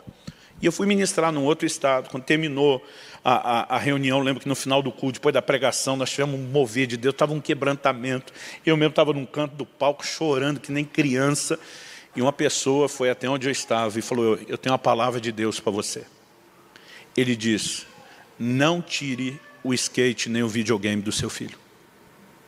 Ele diz, eu sei que você quer forjá-lo como homem e você está certo. Quando você tem essa urgência, isso é algo que vem de Deus. Porque ele vai ter que virar adulto muito depressa. Mas justamente porque ele vai ter que virar adulto muito depressa, ele tem pouco tempo para se divertir. E Deus está dizendo, não tire isso dele. O cara levantou e saiu. Né? Eu orando especificamente por aquilo, era algo muito claro. Eu na hora entendi. Então essa parte, né, eu sabia que ele ia ter que diminuir, porque quando começam as outras responsabilidades, trabalho, tudo mais, a gente não facilitou. Né? Ele trabalhava 2 quadras e meia do escritório da igreja. Ele chegava correndo da escola, tinha que engolir o almoço, trocar de roupa e sair correndo pegar o ônibus, porque senão ele atrasaria. Né? E aquele dizia, porque você não dá uma carona para ele? Dizia, filho, vou atrasar 10 minutos, vou atrasar 15. Eu atrasava de propósito para negar a carona para ele. Eu dizia, você não pode atrasar. Né? Você é funcionário. Detalhe, ele trabalhava na minha editora. Mas eu dizia, você responde a um chefe e você, por ser filho do patrão, não vai ser quem folga. Você tem que dar exemplo. Então lá ele ia de ônibus, aquele olhava para mim e dizia, você podia levar ele. Eu falei, eu e você andamos de ônibus. Ele tem que aprender como é a vida. A gente corria desse jeito. Ele não pode viver só de facilidade. Eu lembro que aquele diz, alguém pode roubá-lo no ônibus. Eu falei, ele que não leve o celular. Né? Ele que vá com um tênisinho mais simples. Eu falei, nós não vamos criar os filhos dentro de uma bolha, para daqui a pouco eles descobrir que o mundo não é o que eles... Agora, com cada filho, nós tivemos que discernir coisas diferentes. Alguém perguntou, pastor, o senhor teria botado sua filha para jejuar 3 dias? Naquela imposição, não. Ele falou, com mulher é mais leve? Eu falei, é. Ele seria o homem da casa, o responsável por sustento. É ele que tinha cuidado do orçamento. A minha filha, eu ensino ela que ela vai ter que respeitar o orçamento de quem cuida dela. Né? Mas o padrão era diferente. Então, a gente também procurou entender isso. Mas em tudo, a gente trabalhava com eles. Olha, vai chegar um tempo onde vocês vão alcançar todas as coisas da forma certa, na hora certa. E nessa questão do tempo, uma das coisas que a gente entendeu, a gente já fazia isso, mas um dia a Kelly ouviu isso de uma pastora, né, que dizia assim, olha, invista nas memórias. Né? E a gente resolveu trabalhar muito forte, porque quando chega o momento de saiu da aljava, o que eles vão ter é a lembrança dos ensinos e dos exemplos, dos momentos que nós tivemos. Né? Então, a gente decidiu fazer isso. Eu não sei se você quer falar algo sobre isso, eu só vou contar rapidinho um exemplo para a gente encerrar. Quando Israel tinha mais ou menos uns 9 anos de idade, então a lista 6, como eu disse, toda quinta, sexta, sábado eu estava fora, um domingo por mês eu emendava. Nesse um domingo, às vezes dava para levar a família, porque em vez de sair na quinta, eu saía na sexta. Né? Eles, depois da escola, me acompanhavam, mas eu perdia 3 dias por semana. mesmo correndo para estar com eles muito intensamente quando chegava. Eu orava muito e dizia, Senhor, eu não quero que faça falta na formação deles. Eu estou obedecendo um chamado teu, mas eu preciso de uma compensação que não é só sobrenatural, me dá luz, me ajuda a trabalhar isso. E sempre que eu voltava, Kelly sempre amou fotografia. Ela ficava brava que eu ia para os lugares e não tirava foto. Ela dizia, se você não quer lembrar disso depois, eu dizia, está tudo aqui dentro. Ela dizia, mas a gente não enxerga aí dentro. Então, traga fotos para a gente ver. Né? E estamos falando, começou na época que foto a gente tirava na máquina, não era esse negócio digital. Então, até o modo econômico lá atrás, depois com a digitalização foi ficando mais fácil. Mas ela cobrava sempre foto. E quando eu chegava, tanto ela como os filhos queriam saber como foi. Meus filhos não queriam só ver foto, eles queriam saber o que Deus fez, os testemunhos que tinham para contar, porque a gente sempre quis envolvê-los com essa coisa das realizações de Deus. Aí um dia eu voltei de uma cidade, mostrei as fotos, estava na cidade do Nordeste, eu nem me lembro qual, do litoral. Né? E o litoral do Nordeste assim, é top das galáxias. Eu lembro que o Israel fez uma cara e falou, ô pai, quando for pregar nessas cidades legais que tem praia, marque isso nas nossas férias, leva a gente. A gente riu. Mas na hora que eu estava rindo daquilo, o Espírito Santo me trouxe uma coisa lá no meu espírito. Preste atenção nisso. Porque essa é uma chave para a criação dos seus filhos. E eu levei um susto. E aí o que eu comecei a fazer? Quase todos os lugares que eu queria levar minha família. Mas não tinha condição de fazer. Mas tinha um convite. Eu me organizava, né? A menos que a data do evento não pudesse, eu me organizava quando o convite era em aberto, para colocar isso nas férias. Às vezes a gente fazia uma região inteira. Tinham lugares que as igrejas não tinham muita condição. Eu dizia, pastor, a gente só consegue bancar sua passagem. Mas se o senhor tiver milhares para gastar com a família, a gente consegue um hotel cortesia aqui na frente, né, do mar. E a gente começou a perceber que isso seria momentos extraordinários para a família e foi. Mas mais do que o tempo junto e a diversão, minha ficha caiu uma das primeiras vezes que a gente estava em Porto Seguro, né, ministrando. Porto Seguro, eu às vezes confundo com Porto de Galinhas, que é em Pernambuco. Porto Seguro, na Bahia, e eu rapei as milhagens todas que tinha, sempre viajei muito, tem milhares de sobra, e fomos a família inteira. Eles colocaram a gente num hotel que nem eu, nem Kelly, nunca na vida tínhamos ficado num negócio daquele, de frente para o mar, piscina, toda uma estrutura. Meus filhos brincando naquilo e agradecendo a... A Kelly disse, pode ser umas 3 estrelas, que como a gente nunca tinha ficado, talvez pareça muita estrela, mas era um negócio assim, né, que a gente nunca tinha experimentado. E eu vendo meus filhos tão agradecidos a Deus, como se aquilo fosse assim a grande dádiva. Eu lembro que eu corri para o quarto, me preparar para a hora do culto, e é lógico que eu queria que eles ficassem. Quando eu já saí do banheiro vestido, eu vi os dois ali se arrumando, acho que um deles estava disputando para entrar no banheiro primeiro, para se arrumar. Eu falei, o que vocês estão fazendo? Não, nós vamos com você. Eu falei, não vão não? Eu lembro que eu virei assim a cabecinha deles pela janela, falei, olha aquele mar, olha aquela piscina. Aproveitei, tipo assim, papai não pode isso nunca, é agora ou nunca, na minha cabeça. Eles disseram, pai, nós aproveitamos isso o dia inteiro, e amanhã está aí, nós queremos ir com você para o culto. E gente, eu ia dizer, pelo amor de Deus, fique. E o Espírito Santo diz, o propósito das viagens não é só diversão. É a hora de você discipular os seus filhos. Eu lembro que um deles, não sei se foi Israel, Alice, disse, se você for curar os doentes, nós queremos ajudar. Né? Porque eles pediam mesmo para orar, e eles começaram a ter experiências muito cedo. Então, gente, eu não estou dizendo que você tem que fazer isso. A maioria não viaja como eu, não tinha essas condições de proporcionar essas coisas. Mas desde os lugares que a gente visitava, e esse tempo em família, foi um insight que nós tivemos do céu para compensar, né, a questão das faltas. Eu lembro que mais ou menos a partir de 2014, a virada de 2013 para 2014, minhas viagens já estavam tão intensas que eu comecei a tirar pelo menos 1 mês e meio de férias. Né? Ou picava isso durante o ano. Né? Teve um mês, eu conversei com o presbitério e falei, olha, gente, vocês podem entender que deve apoiar a decisão que Deus colocou no meu coração. Eu vou viajar com os meus filhos por 2 meses num propósito missionário. Né? Decido o que vocês quiserem, me deixe sem salário se quiser, mas eu vou ficar 2 meses fora e ponto final. A ida não tem discussão. Como vocês vão lidar com isso, vocês decidem. Eu falei, eu estou na fase final da formação dos meus filhos na adolescência. E eu entendo de Deus que foi outro momento muito marcante que nós tivemos. Então, discernir essas coisas, quase sempre oração, eram chaves. Mas nesse tempo da espera, a gente decidiu, entre outras coisas, fazer esse depósito, né? Ter presença. Valorizamos muito a questão de memórias. E a gente não precisa ter dinheiro, gente. O pai da Kelly dizia, hoje nós vamos acampar e dormir fora. Levava eles para o quintal do fundo, na grama. A gente dormia no colchão, olhando as estrelas, né? E ele contando as histórias da fazenda, de como ele cresceu.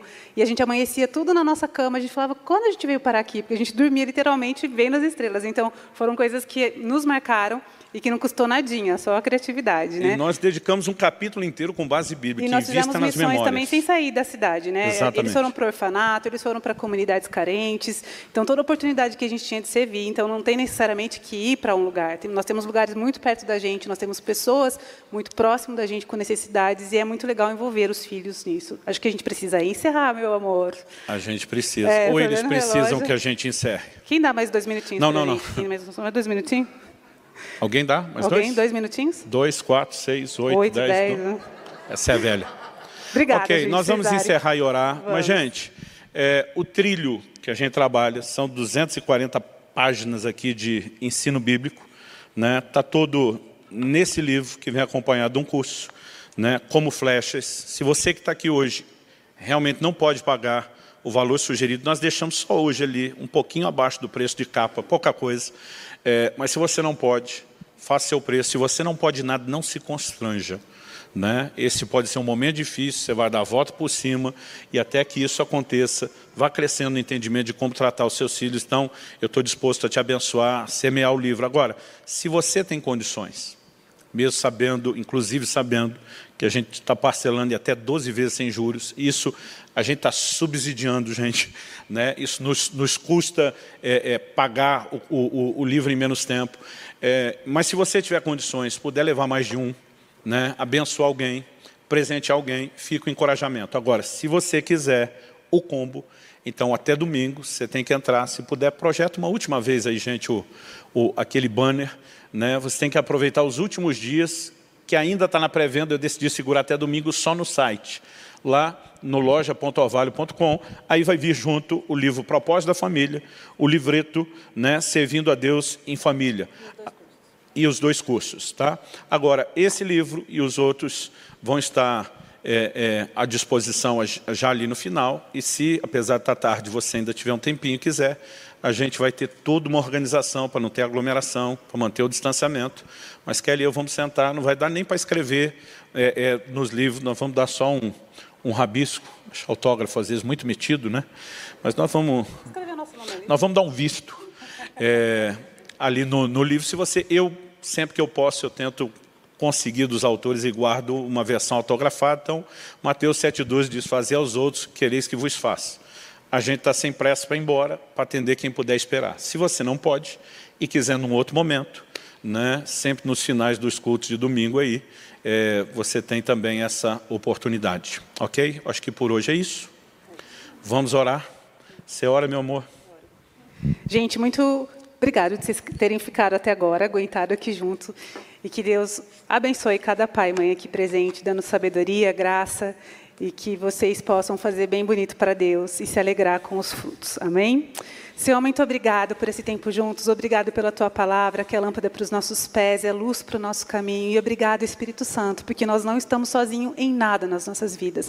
Todos os nossos desafios, todas as coisas que temos por fazer, nós podemos tê-lo como guia. E eu peço, Senhor, que o Senhor dirija cada pai e mãe nesse lugar, aqueles que nos ouvem através da internet, que ouvirão também depois, que o Senhor dê graça e sabedoria, nos dê discernimento nos momentos específicos que os nossos filhos precisam de olhos, ouvidos, intervenção, correção, direcionamento, para que nós possamos exercer esse nosso papel tão importante, tão chave, para que eles possam atingir o alvo que Deus tem desenhado para a vida de cada um deles. Nós oramos pelos nossos filhos, nós declaramos a mente e o coração deles guardados, Senhor, Amém. de todo ataque do diabo, Jesus. Senhor, de todo investida das trevas, e em nome de Jesus nós declaramos que eles crescerão e eles viverão a plenitude dos teus sonhos, Pai, para a vida deles, em nome de Jesus.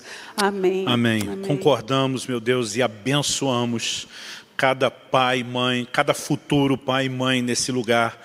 Sabemos que há tantos desdobramentos, há aqueles cônjuges que não têm o seu companheiro de vida servindo a Deus ainda, aqueles, ó Deus, que estão nessa missão, nessa jornada sozinhos, seja por uma situação de viuvez, de um divórcio, e nós suplicamos graça para cada nível de dificuldade, de desafio que eles enfrentam. Oramos que eles possam viver essa sabedoria do alto, a liderança do Teu Espírito, que combinado a todo o entendimento do que a Tua Palavra ensina, lhes permita cumprir bem essa missão. E aquele dia, quando estivermos diante do Senhor, para responder pelos filhos que o Senhor nos confiou, nós queremos não apenas chegar com um sorriso de satisfação pela forma como eles foram criados, mas nós queremos encontrar no Seu rosto um sorriso de satisfação. Então ajuda-nos, Senhor, dia após dia, orienta-nos, corrige-nos, ajuda-nos com todos os Teus recursos possíveis, usando pessoas, falando de forma direta ao nosso coração, mas ajuda-nos a corresponder devidamente com o Senhor, e encaminhá-los para que eles vivam a plenitude do Seu propósito. Nós oramos em nome de Jesus. Amém. Amém. O Senhor abençoe você, né, que está aqui conosco no presencial, aqueles vocês que nos acompanham à distância. Deus abençoe.